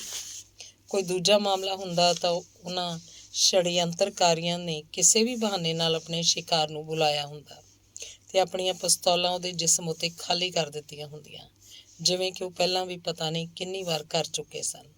ਪਰ ਇਸ ਮਾਮਲੇ 'ਚ ਉਹਨਾਂ ਲਈ ਇਹ ਜਾਣਨਾ ਬੜਾ ਜ਼ਰੂਰੀ ਸੀ ਕਿ ਆਖਰ ਉਹਨਾਂ ਬਾਰੇ ਕਿੰਨਾ ਕੁ ਜਾਣਦਾ ਹੈ, ਕਿੰਝ ਜਾਣਦਾ ਹੈ ਤੇ ਉਹ ਆਪਣੇ ਬੌਸ ਨੂੰ ਕਿੰਨੀ ਜਾਣਕਾਰੀ ਭੇਜ ਚੁੱਕਿਆ ਹੈ। ਇਹ ਵੀ ਹੋ ਸਕਦਾ ਹੈ ਕਿ ਉਹਨਾਂ ਲੋਕਾਂ ਨੂੰ ਕਾਫੀ ਦੇਰ ਹੋ ਗਈ ਹੋਵੇ ਤੇ ਉਹ ਆਦਮੀ ਆਪਣਾ ਪੂਰਾ ਕੰਮ ਕਰ ਚੁੱਕਿਆ ਹੋਵੇ। ਜੇ ਵਾਕਈ ਇੰਝ ਹੋ ਚੁੱਕਿਆ ਹੈ ਤਾਂ ਉਹ ਲੋਕ ਕਮ ਸੇ ਕਮ ਉਸ ਆਦਮੀ ਤੋਂ ਆਪਣਾ ਬਦਲਾ ਤਾਂ ਲੈ ਸਕਦੇ ਸਨ ਜਿਹਨੇ ਇਹ ਸਭ ਕੀਤਾ। ਵੈਸੇ ਉਹਨਾਂ ਨੂੰ ਇਸ ਗੱਲ ਦੀ ਪੂਰੀ ਉਮੀਦ ਸੀ ਕਿ ਉਹ ਜਾਸੂਸ ਉਹਨਾਂ ਬਾਰੇ ਜ਼ਿਆਦਾ ਸਬੂਤ ਜਾਂ ਜਾਣਕਾਰੀ ਹਾਸਲ ਕਰਨ 'ਚ ਕਾਮਯਾਬ ਨਹੀਂ ਹੋਇਆ ਹੋਵੇਗਾ। ਇਸ ਨਤੀਜੇ ਉੱਤੇ ਉਹ ਕਾਫੀ ਸੋਚ ਵਿਚਾਰ ਦੇ ਬਾਅਦ ਪਹੁੰਚੇ ਸਨ, ਵਰਨਾ ਮੈਕਮੋਡੋ ਤੋਂ ਪ੍ਰਾਪਤ ਮਾਮੂਲੀ ਜਾਣਕਾਰੀ ਨੂੰ ਕੋਈ ਬਹੁਤਾ ਜ਼ਿਆਦਾ ਮਹੱਤਵ ਨਾ ਦਿੰਦੇ। ਮੁੱਕਦੀ ਗੱਲ ਇਹ ਕਿ ਸੱਚਾਈ ਕੀ ਹੈ ਉਹ ਲੋਕ ਖੁਦ ਉਹਦੇ ਮੂੰਹੋਂ ਸੁਣਨਾ ਚਾਹੁੰਦੇ ਸਨ। ਉਹਨਾਂ ਨੂੰ ਯਕੀਨ ਸੀ ਕਿ ਜੇ ਉਹ ਇੱਕ ਵਾਰੀ ਉਹਨਾਂ ਦੇ ਕਾਬੂ ਆ ਗਿਆ ਤਾਂ ਫਿਰ ਉਹ ਕਿਸੇ ਨਾ ਕਿਸੇ ਤਰੀਕੇ ਨਾਲ ਉਹਦਾ ਮੂੰਹ ਖੁਲਵਾ ਹੀ ਲੈਣਗੇ। ਆਖਰ ਇਹ ਕੋਈ ਪਹਿਲਾ ਮੌਕਾ ਤਾਂ ਸੀ ਨਹੀਂ ਜਦੋਂ ਕਿਸੇ ਸਖਤ ਜਾਨ ਆਦਮੀ ਦਾ ਮੂੰਹ ਖੁਲਵਾਉਣਾ ਹੋਵੇ। ਯੋਜਨਾ ਅਨੁਸਾਰ ਮੈਕਮੋਡੇ ਰੇਲ ਰਾਹੀਂ ਹਬਸਨਸ ਨਾਂ ਦੀ ਉਸ ਬਸਤੀ ਦੇ ਸਟੇਸ਼ਨ 'ਤੇ ਪਹੁੰਚਿਆ। ਇੰਝ ਲੱਗਦਾ ਸੀ ਜਿਵੇਂ ਉਸ ਸਵੇਰ ਪੁਲਿਸ ਉਸ ਵਿੱਚ ਕੁਝ ਵਿਸ਼ੇਸ਼ ਹੀ ਦਿਲਚਸਪੀ ਲੈ ਰਹੀ ਸੀ, ਕਿਉਂਕਿ ਕੈਪਟਨ ਮਾਰਵਿਨ, ਜਿਹਦਾ ਦਾਅਵਾ ਸੀ ਕਿ ਉਹਨੂੰ ਸ਼ਿਕਾਗੋ ਦੇ ਜ਼ਮਾਨੇ ਤੋਂ ਜਾਣਦਾ ਸੀ, ਉਸ ਸਮੇਂ ਉੱਥੇ ਮੌਜੂਦ ਸੀ ਤੇ ਜਿਵੇਂ ਹੀ ਉਹਨੇ ਸਟੇਸ਼ਨ 'ਤੇ ਪੈਰ ਧਰਿਆ ਉਹਨੇ ਉਸ ਨਾਲ ਗੱਲ ਕਰਨ ਦੀ ਕੋਸ਼ਿਸ਼ ਕੀਤੀ, ਪਰ ਮੈਕਮੋਡੋ ਨੇ ਬੜੀ ਲਾਪਰਵਾਹੀ ਨਾਲ ਮੂੰਹ ਫੇਰ ਕੇ ਉਸ ਨਾਲ ਗੱਲ ਕਰਨ ਤੋਂ ਇਨਕਾਰ ਕਰ ਦਿੱਤਾ। ਉਹ ਆਪਣੀ ਮੁਹਿੰਮ ਤੋਂ ਉਸੇ ਦਿਨ ਵਾਪਸ ਪਰਤ ਆਇਆ ਸੀ ਤੇ ਯੂਨੀਅਨ ਹਾਊਸ ਪਹੁੰਚ ਕੇ ਮੈਕਜ਼ਿੰਟੀ ਨੂੰ ਮਿਲਿਆ ਸੀ। ਆ ਗਏ? ਉਹਨੂੰ ਦੇਖਦਿਆਂ ਮੈਕਜ਼ਿੰਟੀ ਨੇ ਕਿਹਾ। ਉਸ ਲੰਮੇ ਚੌੜੇ ਆਦਮੀ ਨੇ ਉਸ ਸਮੇਂ ਆਪਣੀ ਕਮੀਜ਼ ਦੇ ਉੱਪਰਲੇ ਬਟਨ ਖੋਲ੍ਹੇ ਹੋਏ ਸਨ, ਜਿਸ ਕਰਕੇ ਉਹਦੇ ਗਲ ਵਿਚਲੀ ਮੋਟੀ ਚੇਨ ਬਾਹਰ ਨੂੰ ਢਲਕ ਕੇ ਚਮਕ ਰਹੀ ਸੀ। ਉਹਦੇ ਇਲਾਵਾ ਹੀਰੇ ਦੀ ਅੰਗੂਠੀ ਤੇ ਰਾਜਨੀਤਿਕ ਤਾਕਤ ਤੇ ਸਰਕਾਰੀ ਅਹੁਦੇ ਤੇ ਸੱਤਾ ਨੇ ਬੌਸ ਨੂੰ ਇੱਕ ਬਹੁਤ ਹੀ ਅਮੀਰ ਤੇ ਆਰਾਮ ਪ੍ਰਸਤ ਆਦਮੀ ਬਣਾ ਦਿੱਤਾ ਸੀ। ਇਸ ਕਰਕੇ ਆਉਣ ਵਾਲੇ ਸਮੇਂ ਦੇ ਖਤਰੇ ਦੇ ਰੂਪ 'ਚ ਪਿਛਲੀ ਰਾਤ ਜਿਹੜੇ ਜੇਲ੍ਹ ਤੇ ਫਾਂਸੀ ਦੇ ਤਖਤੇ ਦੇ ਸੁਪਨੇ ਦਿਖਾਈ ਦਿੱਤੇ ਸਨ, ਉਹਨਾਂ ਨੇ ਉਸ ਨੂੰ ਬੁਰੀ ਤਰ੍ਹਾਂ ਬੇਚੈਨ ਤੇ ਭੈਭੀਤ ਕਰ ਦਿੱਤਾ ਸੀ। ਇਸ ਲਈ ਉਹਨੇ ਬੜੀ ਬੇਤਾਬੀ ਨਾਲ ਪੁੱਛਿਆ, ਹੁਣ ਦੱਸੋ, ਉਹਦੇ ਕੋਲ ਕੀ ਵਾਕਈ ਸਾਡੇ ਖਿਲਾਫ ਬਹੁਤ ਹੀ ਜ਼ਿਆਦਾ ਜਾਣਕਾਰੀ ਮੌਜੂਦ ਹੈ? ਪਿਛਲੇ 6 ਹਫ਼ਤਿਆਂ ਤੋਂ ਇਸ ਇਲਾਕੇ 'ਚ ਮੈਕਮੋਡੋ ਨੇ ਗੰਭੀਰ ਸੁਰ 'ਚ ਕਿਹਾ। ਜੇ ਉਹ ਇੰਨੇ ਸਮੇਂ ਦਾ ਉਹਨਾਂ ਪੂੰਜੀਪਤੀਆਂ ਦੀ ਦੌਲਤ ਦੇ ਸਹਾਰੇ ਇਸ ਇਲਾਕੇ 'ਚ ਘੁੰਮ ਰਿਹਾ ਸੀ ਤਾਂ ਜ਼ਾਹਰ ਹੈ ਕਿ ਉਹਨੇ ਨਾ ਸਿਰਫ ਸਾਡੇ ਖਿਲਾਫ ਕੁਝ ਨਾ ਕੁਝ ਜਾਣਕਾਰੀ ਹਾਸਲ ਕਰ ਲਈ ਹੋਏਗੀ, ਬਲਕਿ ਉਹਨੂੰ ਅੱਗੇ ਭੇਜ ਵੀ ਦਿੱਤਾ ਹੋਏਗਾ। ਸਾਡੀ ਯੂਨੀਅਨ 'ਚ ਤਾਂ ਕੋਈ ਮੈਂਬਰ ਅਜਿਹਾ ਨਹੀਂ ਜਿਹਨੂੰ ਗੱਦਾਰ ਕਿਹਾ ਜਾ ਸਕੇ, ਮੈਕਜ਼ਿੰਟੀ ਨੇ ਆਪਣੇ ਬੁੱਲ੍ਹ ਟੁੱਕਦਿਆਂ ਹੋਇਆਂ ਕਿਹਾ। ਸਿਵਾਏ ਉਸ ਕਾਇਰ ਮਾਰਸ ਦੇ, ਜੇ ਕੋਈ ਗੱਦਾਰੀ ਕਰ ਸਕਦਾ ਹੈ ਤਾਂ ਸਿਰਫ ਉਹੀ ਹੋ ਸਕਦਾ ਹੈ। ਮੈਂ ਸੋਚ ਰਿਹਾ ਕਿ ਸ਼ਾਮ ਨੂੰ ਕੁਝ ਮੁੰਡਿਆਂ ਨੂੰ ਭੇਜ ਕੇ ਉਹਦੀ ਧੁਲਾਈ ਕਰਵਾਈ ਜਾਏ ਤੇ ਪਤਾ ਲਾਇਆ ਜਾਏ ਕਿ ਉਹ ਕੀ ਕਹਿੰਦਾ ਹੈ। ਇੰਝ ਕਰਨ 'ਚ ਕੋਈ ਬੁਰਾਈ ਨਹੀਂ ਹੈ, ਮੈਕਮੋਡੋ ਨੇ ਜਵਾਬ ਦਿੱਤਾ। ਵੈਸੇ ਮੈਨੂੰ ਇਹ ਮੰਨਣ 'ਚ ਕੋਈ ਇਤਰਾਜ਼ ਨਹੀਂ ਕਿ ਮੈਂ ਉਸ ਆਦਮੀ ਨੂੰ ਪਸੰਦ ਕਰਦਾ ਤੇ ਉਸ ਨਾਲ ਜੇ ਅਜਿਹਾ ਕੁਝ ਹੋਇਆ ਤਾਂ ਮੈਨੂੰ ਵਾਕਈ ਬੜਾ ਅਫਸੋਸ ਹੋਏਗਾ। ਉਹਨੇ 1-2 ਵਾਰੀ ਯੂਨੀਅਨ ਦੇ ਕੰਮਕਾਜ ਬਾਰੇ ਮੇਰੇ ਨਾਲ ਗੱਲ ਕੀਤੀ ਸੀ। ਇਹ ਠੀਕ ਹੈ ਕਿ ਉਹਦੇ ਵਿਚਾਰ ਮੇਰੇ ਤੇ ਤੁਹਾਡੇ ਵਿਚਾਰਾਂ ਨਾਲ ਮੇਲ ਨਹੀਂ ਖਾਂਦੇ, ਪਰ ਮੈਨੂੰ ਇੰਝ ਕਦੀ ਨਹੀਂ ਲੱਗਿਆ ਕਿ ਉਹ ਸਾਡੇ ਖਿਲਾਫ ਕੁਝ ਕਰ ਸਕਦਾ ਹੈ। ਫਿਰ ਵੀ ਮੈਂ ਤੁਹਾਡੇ ਤੇ ਉਹਦੇ ਵਿਚਕਾਰ ਬਿਲਕੁਲ ਨਹੀਂ ਆਉਣਾ ਚਾਹੁੰਦਾ। ਮੈਂ ਉਸ ਸ਼ੈਤਾਨ ਬੁੱਢੇ ਨੂੰ ਸਬਕ ਸਿਖਾ ਕੇ ਹੀ ਰਹਾਂਗਾ, ਮੈਕਜ਼ਿੰਟੀ ਨੇ ਕਿਹਾ। ਪਿਛਲੇ ਸਾਲ ਦਾ ਹੀ ਉਹ ਮੇਰੀਆਂ ਅੱਖਾਂ 'ਚ ਰੜਕ ਰਿਹਾ। ਤੁਸੀਂ ਜੋ ਬਿਹਤਰ ਸਮਝੋ ਕਰੋ, ਮੈਕਮੋਡੋ ਬੋਲਿਆ, ਪਰ ਜੋ ਕੁਝ ਵੀ ਕਰੋ ਉਹ ਬਾਅਦ 'ਚ ਹੀ ਕਰਨਾ ਠੀਕ ਹੋਏਗਾ, ਕਿਉਂਕਿ ਜਦੋਂ ਤੱਕ ਇਹ ਪਿੰਕਰਟਨ ਵਾਲਾ ਮਾਮਲਾ ਨਾ ਨਿਬੜ ਜਾਏ ਉਦੋਂ ਤੱਕ ਉਹਦੇ ਖਿਲਾਫ ਕੋਈ ਐਸੀ ਵੈਸੀ ਹਰਕਤ ਨਹੀਂ ਕਰਨੀ ਚਾਹੀਦੀ ਸਾਨੂੰ। ਇਹ ਗੱਲ ਤਾਂ ਤੁਸੀਂ ਠੀਕ ਕਹਿ ਰਹੇ ਹੋ, ਮੈਕਜ਼ਿੰਟੀ ਸਹਿਮਤੀ ਨਾਲ ਸਿਰ ਹਿਲਾਉਂਦਿਆਂ ਬੋਲਿਆ। ਪਹਿਲਾਂ ਉਸ ਸਾਲੇ ਬਰਡੀ ਐਡਵਾਰਡਸ ਨਾਲ ਨਿਬੜਨਾ ਹੀ ਠੀਕ ਹੋਏਗਾ ਤੇ ਉਹਦੇ ਮੂੰਹੋਂ ਅਸੀਂ ਇਹ ਉਗਲਵਾ ਲਵਾਂਗੇ ਕਿ ਸਾਡੇ ਖਿਲਾਫ ਜਾਣਕਾਰੀ ਉਹਨੂੰ ਕਿਹਨੇ ਦਿੱਤੀ, ਭਾਵੇਂ ਇਸ ਲਈ ਸਾਨੂੰ ਉਸ ਸਾਲੇ ਦੇ ਜਿਸਮ ਦੀ ਖਾਲੀ ਕਿਉਂ ਨਾ ਖੁਰਚਣੀ ਪਵੇ। ਵੈਸੇ ਉਹਨੂੰ ਕਿਸੇ ਜਾਲ 'ਚ ਫਸਾਇਆ ਜਾਣ ਦਾ ਸ਼ੱਕ ਤਾਂ ਨਹੀਂ ਹੋਇਆ ਹੋਏਗਾ। ਮੈਂ ਸਮਝਦਾ ਮੈਂ ਉਹਦੀ ਕਮਜ਼ੋਰ ਨਸ 'ਤੇ ਹੱਥ ਰੱਖ ਦਿੱਤਾ ਹੈ। ਮੈਕਮੋਡੋ ਨੇ ਹੌਲੀ ਜਿਹੀ ਹੱਸ ਕੇ ਕਿਹਾ।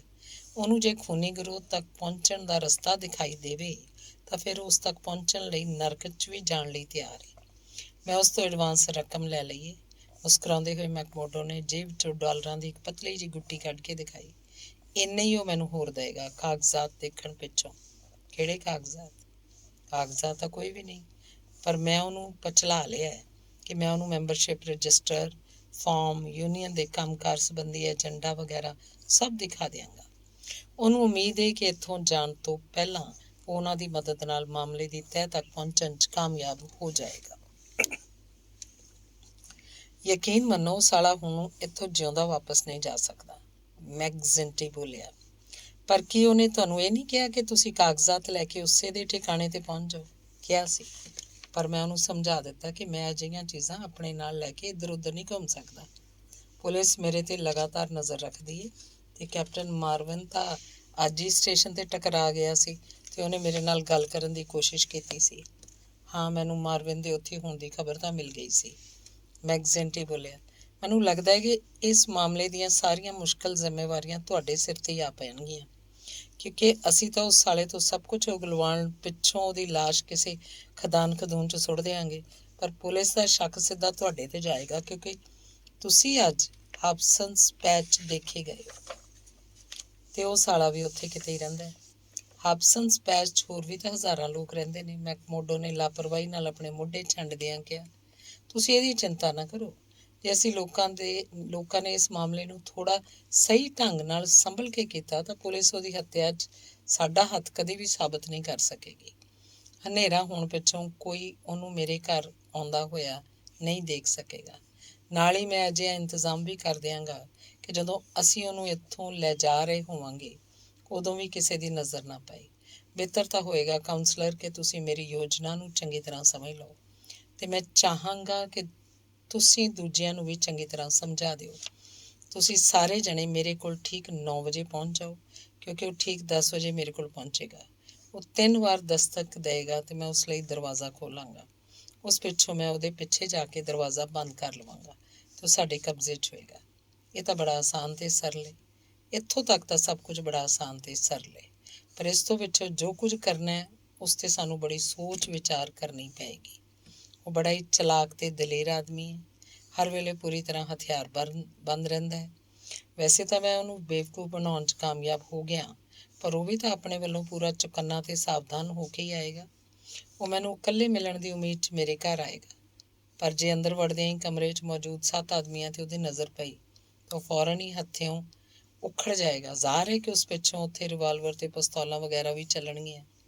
ਇਸ ਗੋਲਾਬਾਰੀ 'ਚ ਜੇ ਕੋਈ ਵੀ ਨਾ ਮਰਿਆ ਤਾਂ ਵੀ ਬੁਰੀ ਤਰ੍ਹਾਂ ਜ਼ਖਮੀ ਹੋਣ ਦੀ ਸੰਭਾਵਨਾ ਤੋਂ ਇਨਕਾਰ ਨਹੀਂ ਕੀਤਾ ਜਾ ਸਕਦਾ, ਹੈ ਨਾ? ਹਾਂ, ਇਸ ਤੋਂ ਕਿਵੇਂ ਇਨਕਾਰ ਕੀਤਾ ਜਾ ਸਕਦਾ ਹੈ ਕਿ ਅਜਿਹੀ ਹਾਲਤ 'ਚ ਤਾਂ ਕੁਝ ਵੀ ਹੋ ਸਕਦਾ ਅਤੇ ਫਾਇਰਾਂ ਦੀ ਤੇਜ਼ ਆਵਾਜ਼ ਦੂਰ ਦੂਰ ਤੱਕ ਜਾਏਗੀ, ਜਿਹਨੂੰ ਸੁਣ ਕੇ ਪੁਲਿਸ ਵਾਲੇ ਫੌਰਨ ਉਸ ਪਾਸੇ ਦੌੜ ਪੈਣਗੇ। ਇਹ ਗੱਲ ਤਾਂ ਤੁਸੀਂ ਠੀਕ ਕਹਿ ਰਹੇ ਹੋ। ਇਸ ਲਈ ਮੈਂ ਇਹ ਸਕੀਮ ਬਣਾਈ ਹੈ ਕਿ ਤੁਸੀਂ ਲੋਕ ਅੰਦਰ ਵਾਲੇ ਕਮਰੇ 'ਚ ਹੋਵੋਗੇ। ਮੈਂ ਦਰਵਾਜ਼ਾ ਖੋਲ੍ਹ ਕੇ ਉਹਨੂੰ ਅੰਦਰ ਬੁਲਾਵਾਂਗਾ ਅਤੇ ਉਹਨੂੰ ਦਰਵਾਜ਼ੇ ਕੋਲ ਛੋਟੇ ਜਿਹੇ ਵਰਾਂਡੇ 'ਚ ਇਕੱਲਾ ਛੱਡ ਕੇ ਖੁਦ ਕਾਗਜ਼ਾਤ ਲੈਣ ਲਈ ਅੰਦਰ ਆਵਾਂਗਾ। ਉਸ ਸਮੇਂ ਮੈਂ ਤੁਹਾਨੂੰ ਸਾਰੀ ਸਥਿਤੀ ਤੋਂ ਜਾਣੂ ਕਰਵਾ ਦਿਆਂਗਾ। ਜਿਸ ਸਮੇਂ ਉਹ ਉਹਨਾਂ ਨੂੰ ਦੇਖ ਰਿਹਾ ਹੋਏਗਾ ਤਾਂ ਮੈਂ ਅਚਾਨਕ ਉਸ ਉੱਤੇ ਝਪਟ ਕੇ ਉਹਦੀ ਪਿਸਤੌਲ ਆਪਣੇ ਕਬਜ਼ੇ 'ਚ ਕਰ ਲਵਾਂਗਾ। ਨਾਲ ਹੀ ਤੁਹਾਨੂੰ ਲੋਕਾਂ ਨੂੰ ਆਵਾਜ਼ ਮਾਰ ਦਿਆਂਗਾ। ਉਸ ਪਿੱਛੋਂ ਤੁਸੀਂ ਲੋਕ ਜਿੰਨੀ ਜਲਦੀ ਉੱਥੇ ਪਹੁੰਚ ਜਾਓ ਓਨਾ ਹੀ ਚੰਗਾ ਹੋਏਗਾ, ਕਿਉਂਕਿ ਉਹ ਕੋਈ ਮੈਥੋਂ ਜ਼ਿਆਦਾ ਕਮਜ਼ੋਰ ਆਦਮੀ ਨਹੀਂ ਹੈ। ਇਸ ਲਈ ਉਹਨੂੰ ਯਕਦਮ ਕਾਬੂ 'ਚ ਕਰ ਸਕਣਾ ਮੇਰੇ ਲਈ ਆਸਾਨ ਨਹੀਂ ਹੋਏਗਾ। ਫਿਰ ਵੀ ਮੈਨੂੰ ਯਕੀਨ ਹੈ ਜਦੋਂ ਤੱਕ ਤੁਸੀਂ ਲੋਕ ਉੱਥੇ ਪਹੁੰਚੋਗੇ ਉਦੋਂ ਤੱਕ ਮੈਂ ਉਹਨੂੰ ਸੰਭਾਲੀ ਰੱਖਾਂਗਾ। ਬੜੀ ਵਧੀਆ ਸਕੀਮ ਹੈ ਤੁਹਾਡੀ, ਮੈਕਜ਼ਿੰਟੀ ਖੁਸ਼ ਹੋ ਕੇ ਬੋਲਿਆ। ਇਸ ਕੰਮ ਲਈ ਯੂਨੀਅਨ ਤੁਹਾਡੀ ਹਮੇਸ਼ਾ ਅਹਿਸਾਨਮੰਦ ਰਹੇਗੀ। ਮੈਂ ਸਮਝਦਾ ਕਿ ਹੁਣ ਮੈਂ ਉਸ ਆਦਮੀ ਦਾ ਨਾਂ ਸਭ ਨੂੰ ਦੱਸ ਸਕਦਾ ਜਿਹੜਾ ਮੇਰੇ ਬਾਅਦ ਬੋਡੀ ਮਾਸਟਰ ਬਣਨ ਅਤੇ ਚੇਅਰਮੈਨ ਦੀ ਕੁਰਸੀ 'ਤੇ ਬੈਠਣ ਲਾਇਕ ਹੈ। ਇਹ ਤਾਂ ਤੁਹਾਡੀ ਕਿਰਪਾ ਹੈ ਕਾਉਂਸਲਰ, ਵਰਨਾ ਮੈਂ ਤਾਂ ਅਜੇ ਨਵਾਂ ਰੰਗਰੂਟ ਹੀ ਹਾਂ, ਮੈਕਮੋਡੋ ਨੇ ਨਿਮਰਤਾ ਨਾਲ ਕਿਹਾ, ਪਰ ਉਹਦੇ ਚਿਹਰੇ ਦੀ ਚਮਕ ਦੱਸ ਰਹੀ ਸੀ ਕਿ ਆਪਣੇ ਬੌਸ ਦੇ ਮੂੰਹੋਂ ਆਪਣੀ ਪ੍ਰਸ਼ੰਸਾ ਸੁਣ ਕੇ ਉਹ ਕਿੰਝ ਮਹਿਸੂਸ ਕਰ ਰਿਹਾ। ਜਦੋਂ ਆਪਣੇ ਘਰ ਵਾਪਸ ਆਇਆ ਤਾਂ ਉਸ ਸ਼ਾਮ ਦੀ ਖਤਰਨਾਕ ਮੁਹਿੰਮ ਦੀਆਂ ਆਪਣੀਆਂ ਤਿਆਰੀਆਂ 'ਚ ਜੁਟ ਗਿਆ। ਸਭ ਤੋਂ ਪਹਿਲਾਂ ਉਹਨੇ ਆਪਣਾ ਸਮਿਥ ਤੇ ਵੈਸਨ ਦਾ ਰਿਵਾਲਵਰ ਕੱਢ ਕੇ ਸਾਫ਼ ਕੀਤਾ, ਉਹਨੂੰ ਚੰਗੀ ਤਰ੍ਹਾਂ ਤੇਲ ਵਗੈਰਾ ਲਾ ਕੇ ਗੋਲੀਆਂ ਭਰੀਆਂ ਫਿਰ ਉਹਨੇ ਉਸ ਕਮਰੇ ਦਾ ਨਿਰੀਖਣ ਕੀਤਾ ਜਿੱਥੇ ਉਹਨੇ ਖਤਰਨਾਕ ਜਾਸੂਸ ਨੂੰ ਘੇਰ ਕੇ ਰੱਖਣਾ ਸੀ। ਉਹ ਇੱਕ ਵੱਡਾ ਸਾਰਾ ਕਮਰਾ ਸੀ ਜਿਹਦੇ ਵਿਚਕਾਰ ਤਾਸ਼ ਖੇਡਣ ਦੀ ਇੱਕ ਵੱਡੀ ਮੇਜ਼ ਰੱਖੀ ਹੋਈ ਸੀ। ਇੱਕ ਪਾਸੇ ਕੰਧ 'ਚ ਵੱਡਾ ਸਾਰਾ ਆਤਿਸ਼ਦਾਨ ਬਣਿਆ ਹੋਇਆ ਸੀ ਤੇ ਬਾਕੀ ਤਿੰਨਾਂ ਪਾਸਿਆਂ ਦੀਆਂ ਕੰਧਾਂ 'ਚ ਖਿੜਕੀਆਂ ਸਨ ਜਿਨ੍ਹਾਂ ਦੇ ਦਰਵਾਜ਼ਿਆਂ 'ਚ ਸ਼ੀਸ਼ੇ ਲੱਗੇ ਹੋਏ ਸਨ। ਉਹਨਾਂ ਨੂੰ ਢੱਕਣ ਲਈ ਪਤਲੇ ਪਰਦੇ ਟੰਗੇ ਹੋਏ ਸਨ ਜਿਨ੍ਹਾਂ ਨੂੰ ਖਿੱਚ ਕੇ ਸ਼ੀਸ਼ੇ ਢੱਕ ਦਿੱਤੇ ਜਾਂਦੇ ਸਨ। ਮੈਕਮੋਡੋ ਨੇ ਇਹਨਾਂ ਸਾਰੀਆਂ ਗੱਲਾਂ ਨੂੰ ਗੰਭੀਰਤਾ ਨਾਲ ਨੋਟ ਕੀਤਾ। ਇਸ 'ਚ ਕੋਈ ਸ਼ੱਕ ਨਹੀਂ ਕਿ ਉਹਨੂੰ ਪਹਿਲਾਂ ਹੀ ਇਸ ਗੱਲ ਦਾ ਅਹਿਸਾਸ ਸੀ ਕਿ ਉਹ ਜਗ੍ਹਾ ਅਜਿਹੇ ਗੁਪਤ ਕੰਮਾਂ ਲਈ ਕਾਫੀ ਉਘਾੜੀ ਜਿਹੀ ਸੀ। ਫਿਰ ਵੀ ਸੜਕ ਤੋਂ ਖਾਸੀ ਦੂਰ ਸੀ, ਇਸ ਲਈ ਕੋਈ ਖਾਸ ਖਤਰੇ ਵਾਲੀ ਗੱਲ ਨਜ਼ਰ ਨਹੀਂ ਸੀ ਆ ਰਹੀ। ਅੰਤ ਵਿੱਚ ਉਹਨੇ ਇਸ ਮਾਮਲੇ ਬਾਰੇ ਆਪਣੇ ਸਾਥੀ ਕਿਰਾਏਦਾਰ ਸਕਾਨਲਾਨ ਨਾਲ ਗੱਲ ਕੀਤੀ, ਜਿਹੜਾ ਵੈਸੇ ਤਾਂ ਉਸੇ ਖੂਨੀ ਗਰੋਹ ਨਾਲ ਜੁੜਿਆ ਹੋਇਆ ਸੀ ਪਰ ਅਸਲ 'ਚ ਡਰੂ ਕਿਸਮ ਦਾ ਕਮਜ਼ੋਰ ਦਿਲ ਆਦਮੀ ਸੀ ਜਿਸ 'ਚ ਆਪਣੇ ਸਾਥੀਆਂ ਦੇ ਵਿਚਾਰਾਂ ਦਾ ਵਿਰੋਧ ਕਰਨ ਦੀ ਹਿੰਮਤ ਵੀ ਨਹੀਂ ਸੀ। ਪਰ ਇਕਾਂਤ ਵਿੱਚ ਉਸ ਭਿਆਨਕ ਖੂਨ ਖਰਾਬੇ 'ਤੇ ਪਛਤਾਉਂਦਾ ਵੀ ਸੀ ਜਿਸ ਵਿੱਚ ਉਹਨੂੰ ਦਬਾਅ ਤੇ ਮਜਬੂਰੀ ਵੱਸ ਹਿੱਸਾ ਵੀ ਲੈਣਾ ਪੈਂਦਾ ਸੀ। ਮੈਕਮੋਡੋ ਨੇ ਉਹਨੂੰ ਇਸ਼ਾਰੇ ਨਾਲ ਦੱਸਿਆ ਕਿ ਕੀ ਹੋਣ ਵਾਲਾ ਹੈ ਤੇ ਫਿਰ ਬੋਲਿਆ, ਜੇ ਮੈਂ ਤੇਰੀ ਜਗ੍ਹਾ ਹੁੰਦਾ ਭਰਾ ਸਕਾਨਲਾਨ ਤਾਂ ਮੈਂ ਇੱਕ ਰਾਤ ਲਈ ਕਿਧਰੇ ਹੋਰ ਚਲਾ ਜਾਂਦਾ ਤੇ ਇਸ ਸਾਰੇ ਮਾਮਲੇ ਤੋਂ ਦੂਰ ਰਹਿੰਦਾ, ਕਿਉਂਕਿ ਅੱਜ ਦੀ ਰਾਤ ਦੀ ਸਵੇਰ ਹੋਣ ਤੋਂ ਪਹਿਲਾਂ ਇੱਥੇ ਬੜਾ ਖੂਨ ਖਰਾਬਾ ਹੋਣ ਵਾਲਾ ਹੈ। ਤੁਸੀਂ ਠੀਕ ਕਹਿ ਰਹੇ ਹੋ ਦੋਸਤ, ਸਕਾਨਲਾਨ ਨੇ ਕਿਹਾ। ਮੈਨੂੰ ਲੱਗਦਾ ਹੈ ਕਿ ਮੇਰੇ 'ਚ ਉਹ ਹਿੰਮਤ ਨਹੀਂ ਜਿਹੜੀ ਅਜਿਹੇ ਕੰਮਾਂ ਲਈ ਆਦਮੀ 'ਚ ਹੋਣੀ ਚਾਹੀਦੀ ਹੈ। ਜਦੋਂ ਦਾ ਉਸ ਕੋਇਲੇ ਦੀ ਖਦਾਨ ਦੇ ਮੈਨੇਜਰ ਡਨ ਤੇ ਉਸ ਇੰਜੀਨੀਅਰ ਨੂੰ ਮੇਰੀਆਂ ਅੱਖਾਂ ਸਾਹਮਣੇ ਗੋਲੀ ਨਾਲ ਉਡਾਇਆ ਗਿਆ, ਉਦੋਂ ਦੀ ਮੇਰੀ ਹਾਲਤ ਹੋਰ ਵੀ ਵੱਧ ਖਰਾਬ ਰਹਿਣ ਲੱਗ ਪਈ ਹੈ। ਮੈਂ ਸ਼ਾਇਦ ਉਸ ਮਿੱਟੀ ਦਾ ਬਣਿਆ ਹੋਇਆ ਨਹੀਂ ਹਾਂ ਜਿਸ 'ਤੇ ਤੁਸੀਂ ਤੇ ਬਾਸ ਬੈਂਗਜ਼ੇਟੀ ਬਣੇ ਹੋਏ ਹੋ। ਇਸ ਲਈ ਜੇ ਉਹ ਲੋਕ ਮੇਰੇ ਬਾਰੇ ਕੁਝ ਗਲਤ ਨਾ ਸੋਚਣ ਤਾਂ ਮੈਂ ਤੁਹਾਡੀ ਸਲਾਹ 'ਤੇ ਅਮਲ ਕਰਦਾ ਹੋਇਆ ਅੱਜ ਰਾਤ ਲਈ ਕਿਤੇ ਇੱਥੋਂ ਹੋਰ ਦੂਰ ਚਲਾ ਜਾਵਾਂਗਾ। ਸਕਾਨਲਾਨ ਉੱਥੋਂ ਉਦੋਂ ਹੀ ਚਲਾ ਗਿਆ। ਦੂਜੇ ਲੋਕ ਸਕੀਮ ਅਨੁਸਾਰ ਨਿਸ਼ਚਿਤ ਸਮੇਂ ਉੱਥੇ ਪਹੁੰਚ ਗਏ। ਬਾਹਰੀ ਤੌਰ 'ਤੇ ਉਹ ਲੋਕ ਚੰਗੇ ਕੱਪੜਿਆਂ 'ਚ ਸਜੇ ਧਜੇ ਸੱਭਿਅਕ ਨਾਗਰਿਕ ਨਜ਼ਰ ਆ ਰਹੇ ਸਨ, ਪਰ ਚਿਹਰਾ ਮੋਹਰਾ ਪੜ੍ਹਨ ਵਾਲਾ ਕੋਈ ਵੀ ਆਦਮੀ ਉਹਨਾਂ ਦੇ ਕੁਰਖਤ ਚਿਹਰੇ 'ਤੇ ਪਛਤਾਵੇਹੀਣ ਅੱਖਾਂ ਨੂੰ ਦੇਖ ਕੇ ਬਰਡੀ ਐਡਵਾਰਾਸ ਦੇ ਭਵਿੱਖ ਪ੍ਰਤੀ ਸੰਤੁਸ਼ਟ ਨਹੀਂ ਰਹਿ ਸਕਦਾ ਸੀ। ਉਹ ਲੋਕ ਕਿਸੇ ਵੀ ਆਦਮੀ ਨੂੰ ਜਾਨੋਂ ਮਾਰ ਦੇਣ ਦੇ ਆਦੀ ਹੋ ਚੁੱਕੇ ਸਨ, ਜਿਵੇਂ ਕੋਈ ਕਸਾਈ ਪਸ਼ੂ ਕੱਟਣ ਦਾ ਆਦੀ ਹੁੰਦਾ। ਉਹਨਾਂ ਵਿੱਚ ਵੀ ਸਰੀਰਕ ਤੇ ਆਤਮਿਕ ਦੋਵਾਂ ਰੂਪਾਂ ਵਿੱਚ ਸਭ ਤੋਂ ਵੱਧ ਦਰਿੰਦਾ ਉਹਨਾਂ ਦਾ ਉਹ ਭਿਆਨਕ ਬੌਸ ਸੀ। ਪਰ ਸੈਕਟਰੀ ਹਾਰਾਵੇ, ਖਜ਼ਾਨਚੀ ਕਾਰਟਰ ਟਾਈਗਰ, ਕਾਰਮੈਕ ਤੇ ਟੈਡ ਬਾਲਡਵਿਨ ਉਸ ਨਾਲੋਂ ਕੁਝ ਘੱਟ ਖੂੰਖਾਰ ਤੇ ਖਤਰਨਾਕ ਨਹੀਂ ਸਨ। ਜਿੱਥੋਂ ਤੱਕ ਉਹਨਾਂ ਦੋਵਾਂ ਵਿਲਾ ਲਿਵਾਈ ਭਰਾਵਾਂ ਦਾ ਸਬੰਧ ਸੀ, ਉਂਝ ਤਾਂ ਚੁਲਬਲੇ ਕਿਸਮ ਦੇ ਲਾਪਰਵਾਹ ਜਿਹੇ ਨੌਜਵਾਨ ਸਨ, ਪਰ ਸ਼ਿਕਾਰ ਵੇਲੇ ਸ਼ਿਕਾਰੀ ਕੁੱਤਿਆਂ ਨਾਲੋਂ ਵੀ ਭਿਅੰਕਰ ਹੋ ਜਾਂਦੇ ਸਨ। ਤਾਂ ਇਹ ਸਾਰੇ ਲੋਕ ਉਸ ਰਾਤ ਮੈਕਮੋਡੋ ਦੀ ਛੱਤ ਹੇਠ ਪਿੰਕਰਟਨ ਦੇ ਉਸ ਜਾਸੂਸ ਦੀ ਹੱਤਿਆ ਕਰਨ ਲਈ ਇਕੱਠੇ ਹੋਏ ਸਨ। ਉਹਨਾਂ ਦੇ ਮੇਜ਼ਬਾਨ ਨੇ ਵਿਸਕੀ ਦੀ ਬੋਤਲ ਗਲਾਸਾਂ ਦੇ ਨਾਲ ਮੇਜ਼ 'ਤੇ ਰੱਖ ਦਿੱਤੀ ਸੀ ਤੇ ਉਹ ਲੋਕ ਆਪਣੇ ਆਪ ਨੂੰ ਉਸ ਖੂਨੀ ਮੁਹਿੰਮ ਲਈ ਤਿਆਰ ਕਰਨ 'ਚ ਜੁਟ ਗਏ ਸਨ। ਬਾਲਡਵਿਨ ਤੇ ਬਾਰਮੇਕ ਨੇ ਤਾਂ ਪਹਿਲਾਂ ਹੀ ਪੀਤੀ ਹੋਈ ਸੀ ਤੇ ਸ਼ਰਾਬ ਨੇ ਉਹਨਾਂ ਦੇ ਚੰਡ ਨੂੰ ਹੋਰ ਵੀ ਵਧਾ ਦਿੱਤਾ ਸੀ। ਰਾਤ ਕਿਉਂਕਿ ਬੜੀ ਜ਼ਿਆਦਾ ਠੰਡੀ ਸੀ, ਇਸ ਲਈ ਆਤਿਸ਼ਦਾਨ ਵਿੱਚ ਅੱਗ ਬਾਲ ਦਿੱਤੀ ਗਈ ਸੀ ਤੇ ਕਾਰਮੇਕ ਆਪਣੇ ਹੱਥ ਸੇਕ ਕੇ ਉਹਨਾਂ ਨੂੰ ਗਰਮ ਕਰਨ ਲੱਗਾ ਸੀ। ਇਹ ਠੀਕ ਰਹੇਗਾ। ਅਚਾਨਕ ਉਹ ਅੱਗ ਦੀਆਂ ਲਾਟਾਂ ਵੱਲ ਘੂਰਦਾ ਹੋਇਆ ਬੋਲਿਆ, ਬਿਲਕੁਲ ਸਹੀ ਕਹਿ ਰਹੇ ਹੋ।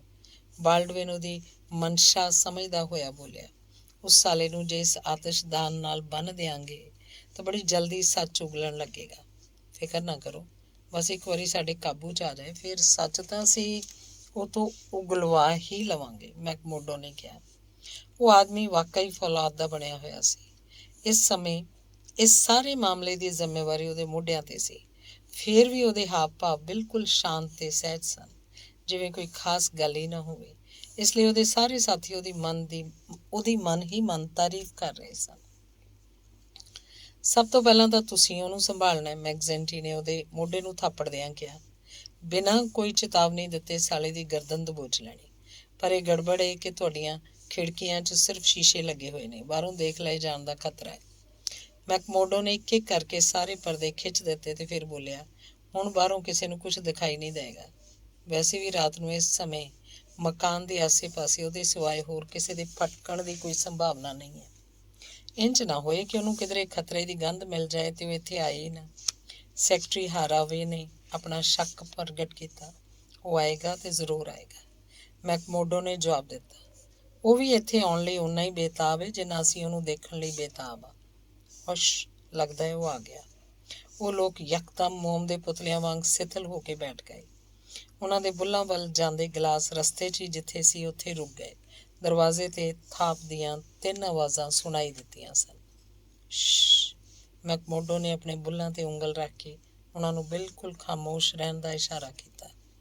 ਉਹਨਾਂ ਦੀਆਂ ਪ੍ਰਸੰਨਤਾ ਭਰੀਆਂ ਨਜ਼ਰਾਂ ਆਪੋ ਵਿੱਚ ਟਕਰਾਈਆਂ ਤੇ ਉਹਨਾਂ ਦੇ ਹੱਥ ਆਪਣੇ ਲੁਕੇ ਹੋਏ ਹਥਿਆਰਾਂ 'ਤੇ ਪਹੁੰਚ ਗਏ।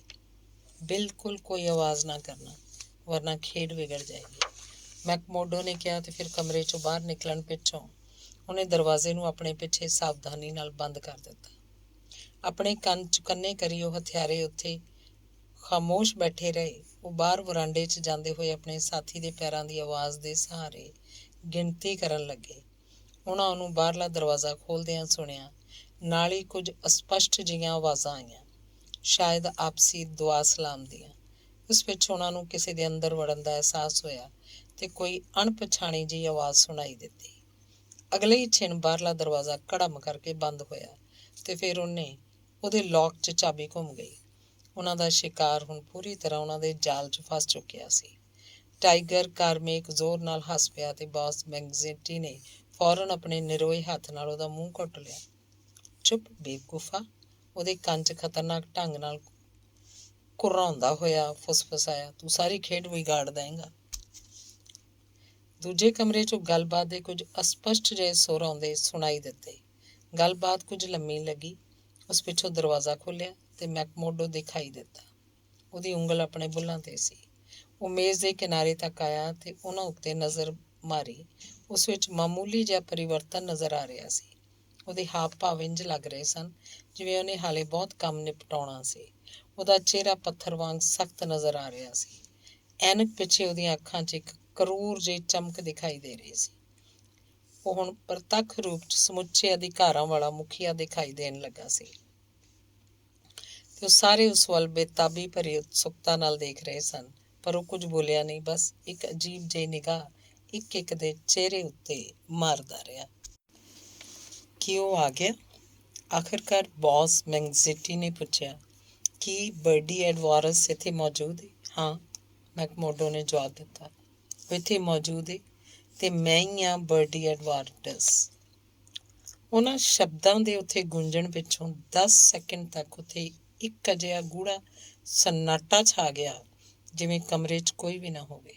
7 ਸਫੈਦ ਚਿਹਰੇ ਹੈਰਾਨੀ ਦੇ ਦਹਿਸ਼ਤ ਨਾਲ ਸਿਥਲ ਸਰੀਰਾਂ ਸਮੇਤ ਉਸ ਆਦਮੀ ਵੱਲ ਇੱਕ ਟੱਕ ਦੇਖਦੇ ਰਹਿ ਗਏ ਜਿਸ ਨੇ ਉਹਨਾਂ ਨੂੰ ਬੁਰੀ ਤਰ੍ਹਾਂ ਚਕਰਾ ਦਿੱਤਾ ਸੀ।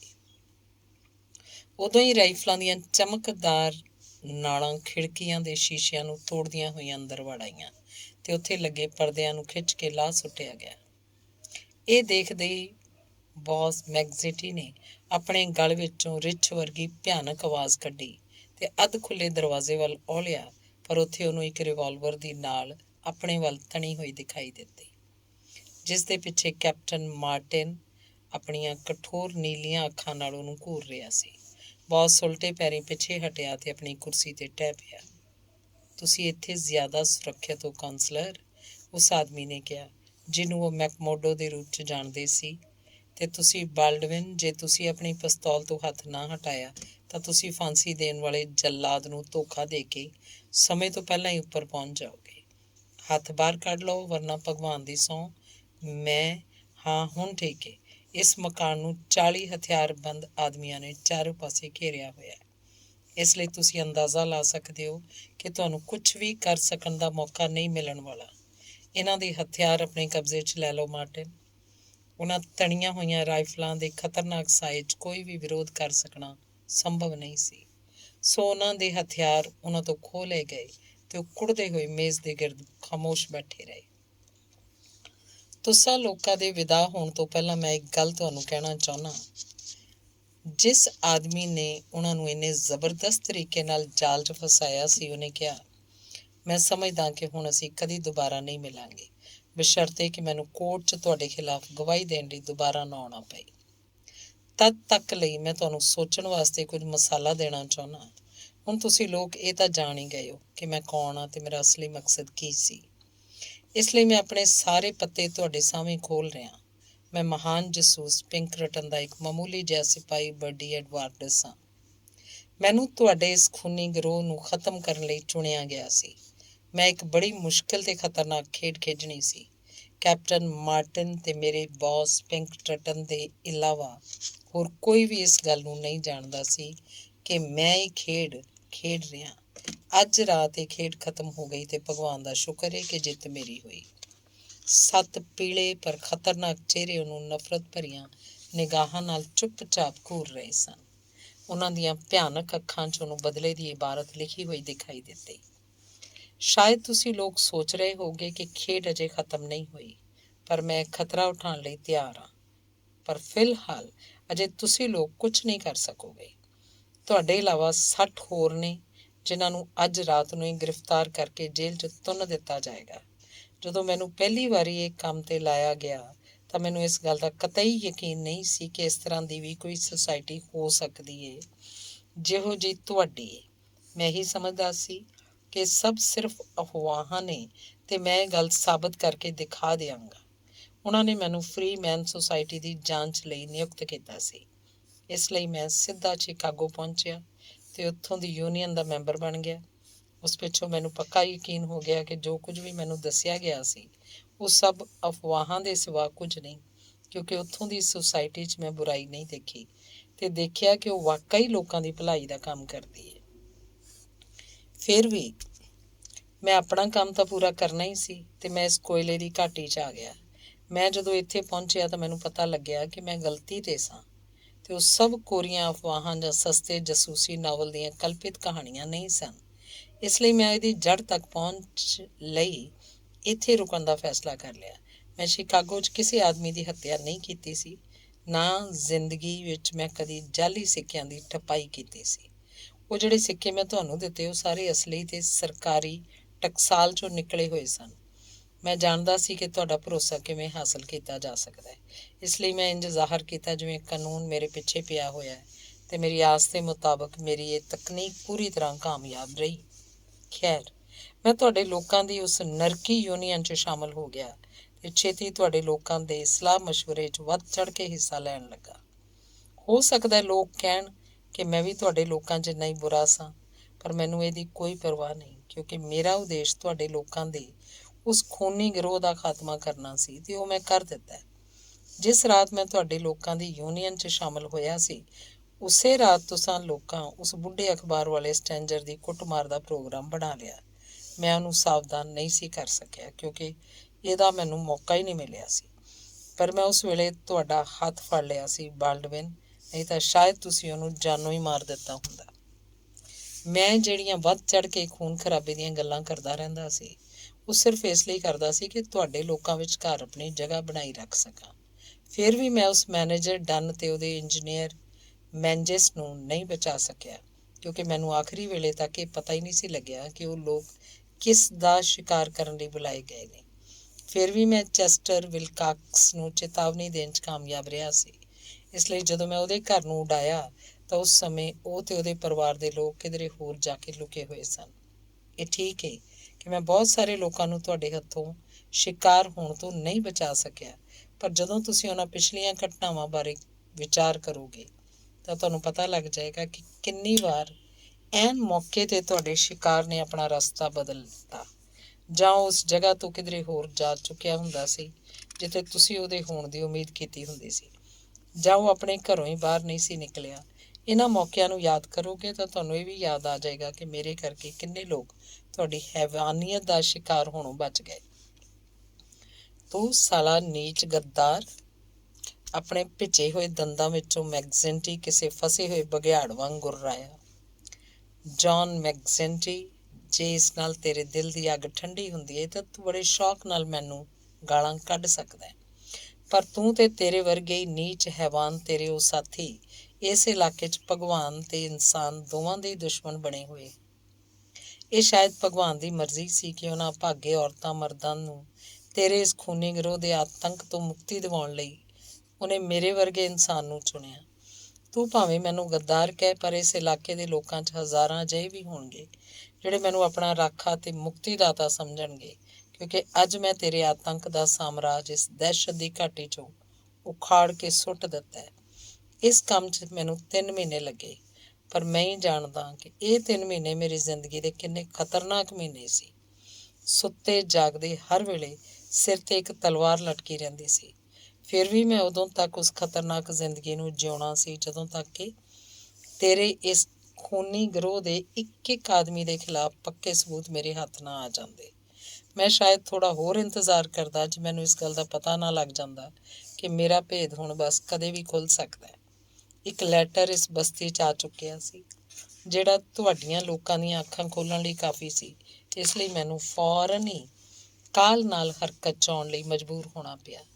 ਮੈਂ ਹੋਰ ਬਹੁਤ ਕੁਝ ਨਹੀਂ ਕਹਿਣਾ, ਸਿਵਾਏ ਇਸ ਦੇ ਕਿ ਆਪਣਾ ਅੰਤਿਮ ਸਮਾਂ ਆਉਣ 'ਤੇ ਜਦੋਂ ਮੈਂ ਇਸ ਘਾਟੀ 'ਚ ਕੀਤੇ ਗਏ ਆਪਣੇ ਕਾਰਜ ਨੂੰ ਯਾਦ ਕਰਾਂਗਾ ਤਾਂ ਮੈਨੂੰ ਇਸ ਗੱਲ ਦਾ ਅਥਾਹ ਸੰਤੋਖ ਹੋਏਗਾ ਕਿ ਮੇਰਾ ਜੀਵਨ ਵਿਅਰਥ ਨਹੀਂ ਗਿਆ ਅਤੇ ਦੂਜਿਆਂ ਦੀ ਸੁਰੱਖਿਆ ਦੀ ਖਾਤਰ ਮੈਂ ਆਪਣਾ ਜੀਵਨ ਦਾਅ 'ਤੇ ਲਾ ਦਿੱਤਾ ਸੀ।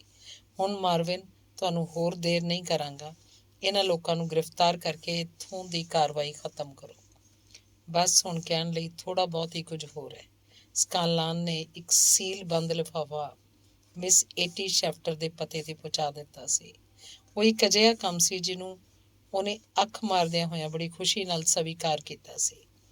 ਸਵੇਰ ਦੇ ਮੂੰਹ ਹਨੇਰੇ ਦੀਆਂ ਘੜੀਆਂ 'ਚ ਬਹੁਤ ਹੀ ਖੂਬਸੂਰਤ ਔਰਤ ਤੇ ਇੱਕ ਭਾਰੇ ਕੱਪੜਿਆਂ 'ਚ ਲਿਪਟਿਆ ਹੋਇਆ ਬੇਢੱਬ ਜਿਹਾ ਆਦਮੀ ਉਸ ਵਿਸ਼ੇਸ਼ ਟ੍ਰੇਨ 'ਚ, ਜਿਹੜੀ ਰੇਲ ਰੋਡ ਕੰਪਨੀ ਵੱਲੋਂ ਭੇਜੀ ਗਈ ਸੀ, ਸਵਾਰ ਹੋਏ ਤੇ ਬਿਨਾਂ ਕਿਤੇ ਰੁਕੇ ਕਾਹਲ ਨਾਲ ਉਸ ਖਤਰਨਾਕ ਇਲਾਕੇ 'ਚੋਂ ਦੂਰ ਨਿਕਲ ਗਏ। ਉਸ ਪਿੱਛੋਂ ਏਟੀ ਤੇ ਉਹਦੇ ਪ੍ਰੇਮੀ ਨੇ ਉਸ ਦਹਿਸ਼ਤ ਦੀ ਘਾਟੀ 'ਚ ਕਦੀ ਦੁਬਾਰਾ ਕਦਮ ਨਹੀਂ ਰੱਖਿਆ। 10 ਦਿਨ ਬਾਅਦ ਬੁੱਢੇ ਜੈਕਬ ਸ਼ੈਫਟਰ ਦੀ ਦੇਖ-ਰੇਖ 'ਚ ਉਹਨਾਂ ਦੋਵਾਂ ਦੀ ਸ਼ਾਦੀ ਸ਼ਿਕਾਗੋ ਦੇ ਇੱਕ ਚਰਚ ਵਿੱਚ ਹੋ ਗਈ।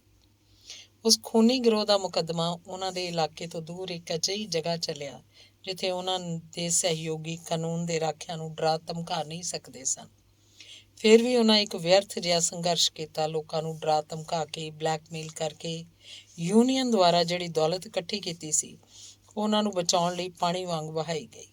ਪਰ ਇੱਕ ਆਦਮੀ ਦੀ ਦ੍ਰਿੜ ਗਵਾਹੀ, ਜਿਹੜਾ ਉਹਨਾਂ ਦੇ ਖੂਨੀ ਗਰੋਹ ਦੇ ਕਾਰਜ ਕੰਮਾਂ 'ਚ ਸ਼ਾਮਲ ਰਹਿ ਕੇ ਸਾਰੇ ਭੇਦ ਚੰਗੀ ਤਰ੍ਹਾਂ ਜਾਣਦਾ ਸੀ, ਤੇ ਉਸ ਦੁਆਰਾ ਪੇਸ਼ ਕੀਤੇ ਗਏ ਸਬੂਤਾਂ ਨੇ ਉਹਨਾਂ ਦੇ ਸਾਰੇ ਛਲ ਕਪਟ ਭਰੇ ਰੱਖਿਆਤਮਕ ਯਤਨਾਂ ਨੂੰ ਵਿਅਰਥ ਕਰ ਦਿੱਤਾ। ਆਖਰਕਾਰ ਇੰਨੇ ਵਰ੍ਹਿਆਂ ਬਾਅਦ ਉਹ ਖੂਨੀ ਗਰੋਹ ਪੂਰੀ ਤਰ੍ਹਾਂ ਟੁੱਟ ਕੇ ਤੀਲਾ ਤਿਨਕਾ ਹੋ ਗਿਆ। ਦਹਿਸ਼ਤ ਦੇ ਬੱਦਲ ਉਸ ਘਾਟੀ ਤੋਂ ਹਮੇਸ਼ਾ ਲਈ ਛੱਟ ਗਏ। ਮੈਕਜ਼ੈਂਟੀ ਦੀ ਕਿਸਮਤ ਨੇ ਉਹਨੂੰ ਫਾਂਸੀ ਦੇ ਫੰਦੇ ਤੱਕ ਪਹੁੰਚਾ ਦਿੱਤਾ। ਜਦੋਂ ਉਹਨੂੰ ਫਾਂਸੀ ਦੇ ਤਖਤੇ 'ਤੇ ਚੜ੍ਹਾਇਆ ਗਿਆ ਤਾਂ ਉਹ ਧਾਹਾਂ ਮਾਰਦਾ ਹੋਇਆ ਰਹਿਮ ਦੀ ਭੀਖ ਮੰਗ ਰਿਹਾ ਸੀ। ਉਹਦੇ 8 ਪ੍ਰਮੁੱਖ ਸਹਾਇਕਾਂ ਨੂੰ ਵੀ ਉਸੇ ਵਾਂਗ ਫਾਂਸੀ 'ਤੇ ਲਟਕਾ ਦਿੱਤਾ ਗਿਆ। ਹੋਰ 50 ਜਣਿਆਂ ਨੂੰ ਵੱਖ-ਵੱਖ ਸਜ਼ਾਵਾਂ ਸੁਣਾ ਕੇ ਜੇਲ੍ਹ 'ਚ ਡੱਕ ਦਿੱਤਾ ਗਿਆ। ਬਰਡੀ ਐਡਵਾਰਡਸ ਦਾ ਕੰਮ ਪੂਰਾ ਹੋ ਚੁੱਕਿਆ ਸੀ।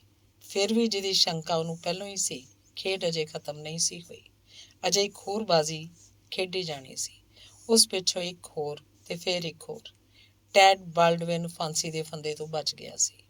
ਉਸੇ ਵਾਂਗ ਹੀ ਉਹ ਦੋਵੇਂ ਵਿਲਾ ਲਿਵਾਈ ਬੰਦੂ ਦੇ ਗਰੋਹ ਤੇ ਹੋਰ ਬਹੁਤ ਸਾਰੇ ਖਤਰਨਾਕ ਲੋਕ ਬਚ ਗਏ ਸਨ।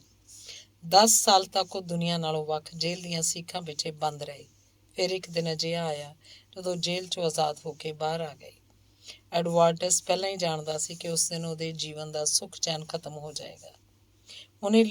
ਉਹਨਾਂ ਲੋਕਾਂ ਨੇ ਆਪਣੇ ਸਾਥੀਆਂ ਦਾ ਬਦਲਾ ਲੈਣ ਲਈ ਉਹਨੂੰ ਮੌਤ ਦੇ ਘਾਟ ਉਤਾਰਨ ਦੀ ਸਹੁੰ ਖਾਧੀ ਹੋਈ ਸੀ। ਜੇਲ੍ਹ 'ਚੋਂ ਬਾਹਰ ਆਉਂਦਿਆਂ ਹੀ ਉਹ ਲੋਕ ਆਪਣੀ ਸਹੁੰ ਨੂੰ ਪੂਰਾ ਕਰਨ ਦੇ ਯਤਨਾਂ 'ਚ ਜੁਟ ਗਏ। ਸ਼ਿਕਾਗੋ 'ਚ ਉਸ ਉੱਤੇ 2 ਅਜਿਹੇ ਭਿਆਨਕ ਹਮਲੇ ਹੋਏ ਕਿ ਉਹ ਬਸ ਕਿਸਮਤ ਨਾਲ ਹੀ ਵਾਲ-ਵਾਲ ਬਚਿਆ। ਉਹਨੂੰ ਯਕੀਨ ਹੋ ਗਿਆ ਸੀ ਕਿ ਸ਼ਾਇਦ ਤੀਜੇ ਹਮਲੇ 'ਚੋਂ ਇੰਨਾ ਖੁਸ਼ਕਿਸਮਤ ਸਾਬਤ ਨਾ ਹੋ ਸਕੇ। ਇਸ ਲਈ ਉਹਨੂੰ ਸ਼ਿਕਾਗੋ ਤੋਂ ਭੱਜਣਾ ਪਿਆ। ਉੱਥੋਂ ਭੱਜ ਕੇ ਉਹ ਸਿੱਧਾ ਕੈਲੀਫੋਰਨੀਆ ਪਹੁੰਚਿਆ, ਜਿੱਥੇ ਨਾਮ ਬਦਲ ਕੇ ਰਹਿਣ ਲੱਗਾ। ਉਹਦੀ ਜ਼ਿੰਦਗੀ 'ਚ ਕੁਝ ਸਮੇਂ ਲਈ ਉਸ ਵਕਤ ਹਨੇਰਾ ਜਿਹਾ ਛਾ ਗਿਆ ਜਦੋਂ ਬਿਮਾਰੀ ਕਰਕੇ ਏਟੀ ਐਡਵਾਰਡਸ ਚੱਲ ਵਸੀ। ਉਸ ਪਿੱਛੋਂ ਉਹ ਇੱਕ ਵਾਰੀ ਫਿਰ ਮਰਦਾ ਬਚਿਆ ਤੇ ਡੱਗਲਜ਼ ਦੇ ਨਾਂ ਨਾਲ ਇੱਕ ਇਕਾਂਤ ਤੇ ਗੁੰਮਨਾਮ ਜਿਹੇ ਪਹਾੜੀ ਇਲਾਕੇ 'ਚ ਜਾ ਕੇ ਰਹਿਣ ਲੱਗਾ। ਉੱਥੇ ਸੇਸਿਲ ਬਾਰਕਰ ਨਾਂ ਦਾ ਇੱਕ ਅੰਗਰੇਜ਼ ਪਾਰਟਨਰ ਦੇ ਨਾਲ ਉਹਨੇ ਧੰਦਾ ਸ਼ੁਰੂ ਕੀਤਾ ਤੇ ਮੋਟਾ ਮੁਨਾਫਾ ਕਮਾਇਆ। ਉੱਥੇ ਉਹਨੂੰ ਇੱਕ ਚੇਤਾਵਨੀ ਮਿਲੀ ਕਿ ਖੂਨੀ ਗਿਰੋਹ ਦੇ ਸ਼ਿਕਾਰੀ ਕੁੱਤੇ ਉਹਦਾ ਪਿੱਛਾ ਕਰਦੇ ਹੋਏ ਉਸ ਇਲਾਕੇ 'ਚ ਵੀ ਪਹੁੰਚ ਗਏ ਨੇ। ਇਸ ਤਰ੍ਹਾਂ ਇੱਥੋਂ ਜੌਨ ਡਗਲਸ ਦਾ ਕਿੱਸਾ ਸ਼ੁਰੂ ਹੋਇਆ, ਜਿੱਥੋਂ ਉਹਨੇ ਦੁਬਾਰਾ ਸ਼ਾਦੀ ਕਰਕੇ ਇੱਕ ਯੋਗ ਪਤਨੀ ਪ੍ਰਾਪਤ ਕੀਤੀ ਤੇ ਇੱਕ ਸੱਜਣ ਆਦਮੀ ਦੇ ਰੂਪ ਵਿੱਚ ਜੀਵਨ ਬਿਤਾਉਣ ਲੱਗਾ। ਅਖੀਰਲਾ ਅੰਗ ਅਖੀਰ ਵਿੱਚ ਪੁਲਿਸ ਦੁਆਰਾ ਤਫਤੀਸ਼ ਪੂਰੇ ਕੀਤੇ ਜਾਣ ਮਗਰੋਂ ਜੌਨ ਡਗਲਸ ਦਾ ਮੁਕੱਦਮਾ ਇੱਕ ਵੱਡੀ ਅਦਾਲਤ ਵਿੱਚ ਚਲਾ ਗਿਆ, ਜਿੱਥੇ ਉਹਨੂੰ ਆਤਮ ਰੱਖਿਆ ਦੇ ਆਧਾਰ ਤੇ ਬਰੀ ਕਰ ਦਿੱਤਾ ਗਿਆ। ਉਹਨੂੰ ਕਿਸੇ ਵੀ ਕੀਮਤ ਤੇ ਇੰਗਲੈਂਡ ਵਿੱਚੋਂ ਕਿਤੇ ਬਾਹਰ ਲੈ ਜਾਓ। ਹੋਮਸ ਨੇ ਉਹਦੀ ਪਤਨੀ ਨੂੰ ਸੁਨੇਹਾ ਲਿਖ ਭੇਜਿਆ, ਕਿਉਂਕਿ ਇੱਥੇ ਵੀ ਕੁਝ ਅਜਿਹੀਆਂ ਸ਼ਕਤੀਆਂ ਹਨ ਜਿਹੜੀਆਂ ਉਹਨਾਂ ਤਾਕਤਾਂ ਤੋਂ ਕਿਤੇ ਵੱਧ ਖਤਰਨਾਕ ਹਨ ਜਿਨ੍ਹਾਂ ਤੋਂ ਹੁਣ ਤੱਕ ਬਚਦਾ ਰਿਹਾ। ਤੁਹਾਡੇ ਪਤੀ ਲਈ ਇੰਗਲੈਂਡ ਕੋਈ ਸੁਰੱਖਿਅਤ ਜਗ੍ਹਾ ਨਹੀਂ ਹੈ। 2 ਮਹੀਨੇ ਬੀਤ ਚੁੱਕੇ ਸਨ ਤੇ ਮਾਮਲਾ ਸਾਡੀ ਯਾਦਦਾਸ਼ਤ 'ਚੋਂ ਬਾਹਰ ਨਿਕਲ ਚੁੱਕਿਆ ਸੀ, ਪਰ ਇੱਕ ਸਵੇਰੇ ਇੱਕ ਬੜਾ ਹੀ ਉਲਝਣ ਭਰਿਆ ਰੁੱਕਾ ਕਿਸੇ ਨੇ ਸਾਡੇ ਲੈਟਰ ਬਾਕਸ 'ਚ ਪਾ ਦਿੱਤਾ। ਵਾਹ ਮਿਸਟਰ ਹੋਮਸ, ਵਾਹ! ਉਸ ਵਿਚਿੱਤਰ ਰੁੱਕੇ 'ਚ ਸਿਰਫ ਇੰਨਾ ਹੀ ਲਿਖਿਆ ਸੀ। ਉਸ ਉੱਪਰ ਭੇਜਣ ਵਾਲੇ ਦਾ ਨਾਂ ਕੋਈ ਪਤਾ ਠਿਕਾਣਾ ਸੀ, ਨਾ ਕੋਈ ਦਸਖਤ। ਮੈਂ ਉਸ ਸੁਨੇਖੇ ਸੁਨੇਹੇ ਨੂੰ ਕਿਸੇ ਦਾ ਮਜ਼ਾਕ ਸਮਝ ਕੇ ਹੱਸ ਪਿਆ, ਪਰ ਹੋਮਸ ਦੇ ਚਿਹਰੇ ਤੋਂ ਇੰਝ ਲੱਗ ਰਿਹਾ ਸੀ ਜਿਵੇਂ ਬੜਾ ਗੰਭੀਰ ਤੇ ਫਿਕਰਮੰਦ ਹੋ ਗਿਆ ਹੋਵੇ। ਉਸ ਦਿਨ ਗਈ ਰਾਤ ਸਾਡੀ ਮਕਾਨ ਮਾਲਕਣ ਮਿਸਿਜ਼ ਹਡਸਨ ਨੇ ਆ ਕੇ ਸਾਨੂੰ ਦੱਸਿਆ ਕਿ ਕੋਈ ਆਦਮੀ ਸਾਨੂੰ ਫੌਰਨ ਮਿਲਣਾ ਚਾਹੁੰਦਾ ਹੈ ਤੇ ਕਹਿ ਰਿਹਾ ਹੈ ਕਿ ਬੜਾ ਹੀ ਜ਼ਰੂਰੀ ਕੰਮ ਹੈ। ਉਹਦੇ ਪਿੱਛੇ ਪਿੱਛੇ ਸੇਸਿਲ ਵਰਕਰ ਵੀ ਉੱਥੇ ਪਹੁੰਚ ਗਿਆ, ਜਿਸ ਨਾਲ ਮੈਨਾਰ ਹਾਊਸ ਨਾਮੀ ਗੜੀ ਵਿੱਚ ਸਾਡੀ ਜਾਣ ਪਛਾਣ ਹੋ ਚੁੱਕੀ ਸੀ। ਉਹਦਾ ਚਿਹਰਾ ਇਸ ਸਮੇਂ ਬੇਹੱਦ ਪਰੇਸ਼ਾਨ ਤੇ ਲੱਥਾ ਹੋਇਆ ਸੀ। ਮੈਂ ਇੱਕ ਬੜੀ ਬੁਰੀ, ਬਲਕਿ ਕਹਿ ਲਓ ਕਿ ਬੜੀ ਭਿਆਨਕ ਖਬਰ ਲੈ ਕੇ ਆਇਆ ਮਿਸਟਰ ਹੋਮਸ, ਉਹ ਬੋਲਿਆ। ਮੈਨੂੰ ਪਹਿਲਾਂ ਹੀ ਸ਼ੰਕਾ ਸੀ, ਹੋਮਸ ਨੇ ਕਿਹਾ। ਕਿ ਤੁਹਾਨੂੰ ਵੀ ਤਾਰ ਮਿਲ ਗਿਆ? ਨਹੀਂ, ਪਰ ਮੇਰੇ ਕੋਲ ਕਿਸੇ ਦਾ ਛੋਟਾ ਜਿਹਾ ਸੁਨੇਹਾ ਪਹੁੰਚ ਚੁੱਕਿਆ ਹੈ। ਇਹ ਤਾਰ ਵਿਚਾਰੇ ਡਗਲਸ ਬਾਰੇ। ਉਹ ਕਹਿੰਦੇ ਨੇ ਕਿ ਉਹਦਾ ਅਸਲੀ ਨਾਂ ਬਰਡੀ ਐਡਵਾਰਡਸ ਸੀ, ਪਰ ਮੇਰੇ ਲਈ ਤਾਂ ਹਮੇਸ਼ਾ ਜੈਕ ਡਗਲਸ ਹੀ ਰਹੇਗਾ। ਮੈਂ ਤੁਹਾਨੂੰ ਪਹਿਲਾਂ ਹੀ ਖਬਰ ਦੇ ਚੁੱਕਾ ਕਿ ਦੋਵੇਂ ਪਤੀ ਪਤਨੀ 3 ਪਾਲਮਾਈਰਾ ਨਾਂ ਦੇ ਜਹਾਜ਼ ਤੇ ਸਾਊਥ ਅਫਰੀਕਾ ਲਈ ਰਵਾਨਾ ਹੋ ਚੁੱਕੇ ਨੇ। ਬਿਲਕੁਲ ਦਿੱਤੀ ਸੀ। ਉਹ ਜਹਾਜ਼ ਪਿਛਲੀ ਰਾਤ ਕੇਪ ਟਾਊਨ ਪਹੁੰਚ ਗਿਆ ਸੀ। ਅੱਜ ਸਵੇਰੇ ਮੈਨੂੰ ਮਿਸਿਜ਼ ਡਗਲਸ ਦਾ ਭੇਜਿਆ ਹੋਇਆ ਤਾਰ ਮਿਲਿਆ। ਇੱਕ ਸਮੁੰਦਰੀ ਤੂਫਾਨ ਦੌਰਾਨ ਜੈਕ ਜਹਾਜ਼ ਦੇ ਡੇਕ ਤੋਂ ਗਾਇਬ ਹੋ ਗਿਆ। ਕੋਈ ਨਹੀਂ ਜਾਣਦਾ ਕਿ ਉਹ ਐਕਸੀਡੈਂਟ ਕਿੰਝ ਹੋਇਆ। ਆਈ.ਬੀ. ਡਗਲਸ, ਉਹ ਤਾਂ ਇਹ ਕੰਮ ਇੰਝ ਕੀਤਾ ਗਿਆ। ਹੋਮਸ ਨੇ ਸੋਚਾਂ 'ਚ ਡੁੱਬੀ ਆਵਾਜ਼ 'ਚ ਕਿਹਾ। ਮੈਨੂੰ ਪਹਿਲਾਂ ਹੀ ਇਸ ਗੱਲ ਦਾ ਖਤਰਾ ਸੀ ਤੇ ਇਸੇ ਲਈ ਮੈਂ ਉਹਨੂੰ ਇੰਗਲੈਂਡ ਤੋਂ ਦੂਰ ਚਲੇ ਜਾਣ ਲਈ ਕਿਹਾ ਸੀ। ਕੀ ਤੁਸੀਂ ਇਹ ਕਹਿਣਾ ਚਾਹੁੰਦੇ ਹੋ ਕਿ ਉਹ ਐਕਸੀਡੈਂਟ ਨਹੀਂ ਸੀ? ਕਤਈ ਨਹੀਂ। ਯਾਨੀ ਉਹਦੀ ਹੱਤਿਆ ਕੀਤੀ ਗਈ ਹੈ? ਬਿਲਕੁਲ। ਮੈਨੂੰ ਵੀ ਇਹੀ ਸ਼ੱਕ ਸੀ। ਆਖਰ ਉਸ ਖੂਨੀ ਗਿਰੋਹ ਦੇ ਨਰ ਪਿਸ਼ਾਚ ਹਥਿਆਰਿਆਂ ਨੇ ਆਪਣਾ ਬਦਲਾ। ਨਹੀਂ ਨਹੀਂ ਪਿਆਰੇ, ਹੋਮਸ ਨੇ ਉਹਨੂੰ ਟੋਕਦਿਆਂ ਹੋਇਆਂ ਕਿਹਾ। ਇਹ ਉਹਨਾਂ ਨਾਲੋਂ ਵੱਡੀ ਇੱਕ ਹੋਰ ਸ਼ਕਤੀ ਦਾ ਕੰਮ ਹੈ। ਇਹ ਉਹਨਾਂ ਲੋਕਾਂ ਦਾ ਕੰਮ ਨਹੀਂ ਜਿਹੜੇ ਪਿਸਤੌਲਾਂ ਦੇ ਬੰਦੂਕਾਂ ਤੋਂ ਕੰਮ ਲੈਂਦੇ ਨੇ। ਇਹ ਉਹਨਾਂ ਤੋਂ ਕਿਤੇ ਵੱਧ ਉੱਚੇ ਕਲਾਕਾਰ ਪ੍ਰੋਫੈਸਰ ਮਾਰਿਆਰਟੀ ਦਾ ਕੰਮ ਹੈ। ਮੈਂ ਉਹਦੇ ਕੰਮ ਕਰਨ ਦੇ ਤਰੀਕਿਆਂ ਨੂੰ ਜਾਣਦਾ, ਇਸ ਲਈ ਦਾਅਵੇ ਨਾਲ ਕਹਿ ਸਕਦਾ ਕਿ ਇਸ ਹੱਤਿਆ ਪਿੱਛੇ ਕਿਸੇ ਅਮਰੀਕਨ ਗੁੰਡੇ ਦਾ ਹੱਥ ਨਹੀਂ ਹੈ, ਬਲਕਿ ਇੱਥੇ ਲੰਦਨ 'ਚ ਰਹਿਣ ਵਾਲੇ ਪ੍ਰੋਫੈਸਰ ਮਰਿਆਰਟੀ ਦਾ ਹੱਥ ਹੈ। ਪਰ ਕਿਉਂ? ਕਿਉਂਕਿ ਜਿਸ ਆਦਮੀ ਦਾ ਇਹ ਕੰਮ ਹੈ ਉਹ ਹਾਰ ਬਰਦਾਸ਼ਤ ਨਹੀਂ ਕਰ ਸਕਦਾ। ਆਪਣੇ ਆਪ ਨੂੰ ਸਰਵ ਸ਼ਕਤੀਸ਼ਾਲੀ ਸਾਬਤ ਕਰਨ ਲਈ ਉਹਦੇ ਸਾਹਮਣੇ ਸਭ ਤੋਂ ਵੱਡਾ ਚੈਲੰਜ ਇਹ ਹੋਏ ਕਿ ਉਹ ਹਰ ਕੰਮ 'ਚ ਸਫਲ ਰਹੇ। ਇਸੇ ਲਈ ਇੱਕ ਬਹੁਤ ਵੱਡਾ ਦਿਮਾਗ ਤੇ ਉਹਦਾ ਇੰਨਾ ਵੱਡਾ ਸੰਗਠਨ ਇੱਕ ਮਾਮੂਲੀ ਜਿਹੇ ਆਦਮੀ ਨੂੰ ਖਤਮ ਕਰਨ 'ਚ ਜੁਟ ਗਿਆ। ਇਹਨੂੰ ਕਹਿੰਦੇ ਨੇ ਪਹਾੜ ਨਾਲ ਅਖਰੋਟ ਤੋੜਨਾ, ਜਿਹੜਾ ਕਿ ਊਰਜਾ ਤੇ ਸ਼ਕਤੀ ਦੇ ਵਿਪਰੀਤ ਹੈ। ਫਿਰ ਵੀ ਅਖਰੋਟ ਤਾਂ ਪੂਰੀ ਤਰ੍ਹਾਂ ਕੁਚਲਿਆ ਗਿਆ ਨਾ। ਪਰ ਇਸ ਆਦਮੀ ਪ੍ਰੋਫੈਸਰ ਮਰਿਆਰਟੀ ਦਾ ਇਸ ਸਾਰੇ ਮਾਮਲੇ ਨਾਲ ਕੀ ਤਾਲੁਕ ਹੈ? ਇਸ ਬਾਰੇ ਫਿਲਹਾਲ ਮੈਂ ਤੁਹਾਨੂੰ ਇਹੋ ਕਹਿ ਸਕਦਾ ਕਿ ਡਗਲਸ ਦੇ ਮਾਮਲੇ 'ਚ ਖਤਰੇ ਦੀ ਸੂਚਨਾ ਮੈਨੂੰ ਉਸੇ ਦੇ ਇੱਕ ਆਦਮੀ ਰਾਹੀਂ ਮਿਲ ਚੁੱਕੀ ਸੀ। ਉਸ ਅਮਰੀਕਨ ਖੂਨੀ ਗਿਰੋਹ ਨੇ ਆਪਣਾ ਬਦਲਾ ਲੈਣ ਦੇ ਲਈ ਉਹੀ ਕੀਤਾ ਜੋ ਅਜਿਹੇ ਹਾਲਾਤ 'ਚ ਕੋਈ ਵੀ ਵਿਦੇਸ਼ੀ ਅਪਰਾਧੀ ਸੰਗਠਨ ਕਰਦਾ। ਯਾਨੀ ਇੰਗਲੈਂਡ 'ਚ ਕਿਸੇ ਦੀ ਤਲਾਸ਼ ਕਰਕੇ ਉਹਦੀ ਹੱਤਿਆ ਕਰਾਉਣ ਲਈ ਉਹਨੇ ਉੱਥੋਂ ਦੇ ਇੱਕ ਅਪਰਾਧੀ ਸੰਗਠਨ ਦੀ ਮਦਦ ਲਈ। ਪਹਿਲਾਂ ਤਾਂ ਇੱਥੋਂ ਦੇ ਸੰਗਠਨ ਦਾ ਕੰਮ ਸਿਰਫ ਇੰਨਾ ਹੀ ਸੀ ਕਿ ਉਹਨਾਂ ਦੇ ਸ਼ਿਕਾਰ ਦਾ ਪਤਾ ਲਾ ਕੇ ਉਹਨਾਂ ਨੂੰ ਦੱਸ ਦਏ ਤਾਂ ਕਿ ਉਹ ਆਪਣਾ ਕੰਮ ਪੂਰਾ ਕਰ ਸਕਣ।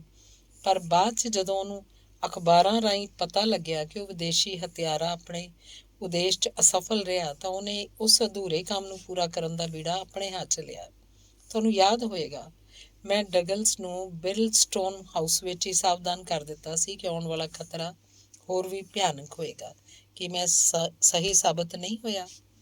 ਕਿ ਹੁਣ ਸਾਨੂੰ ਇਹਨਾਂ ਅਪਰਾਧੀਆਂ ਦੇ ਰਹਿਮੋ ਕਰਮ 'ਤੇ ਜਿਉਣਾ ਪਏਗਾ? ਬਾਰਕਰ ਨੇ ਨਿਪੁੰਨ ਸਕਰੋਧਵਸ ਆਪਣੇ ਹੱਥਾਂ ਦੀਆਂ ਮੁੱਠੀਆਂ ਕੱਸਦਿਆਂ ਹੋਇਆਂ ਕਿਹਾ, ਕੀ ਤੁਹਾਡੇ ਕਹਿਣ ਦਾ ਮਤਲਬ ਹੈ ਕਿ ਅਪਰਾਧ ਦੀ ਦੁਨੀਆ ਦੇ ਇਸ ਸ਼ੈਤਾਨ ਬਾਦਸ਼ਾਹ ਦਾ ਖਾਤਮਾ ਕੋਈ ਨਹੀਂ ਕਰ ਸਕਦਾ? ਮੇਰਾ ਇਹ ਮਤਲਬ ਨਹੀਂ ਹੈ, ਹੋਮਸ ਨੇ ਸਾਡੇ ਉੱਤੇ ਨਜ਼ਰਾਂ ਗੱਡ ਕੇ ਕਿਹਾ।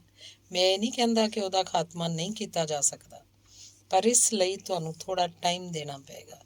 ਮੈਨੂੰ ਲਾਜ਼ਮੀ ਤੌਰ 'ਤੇ ਥੋੜ੍ਹਾ ਟਾਈਮ ਦੇਣਾ ਪਏਗਾ।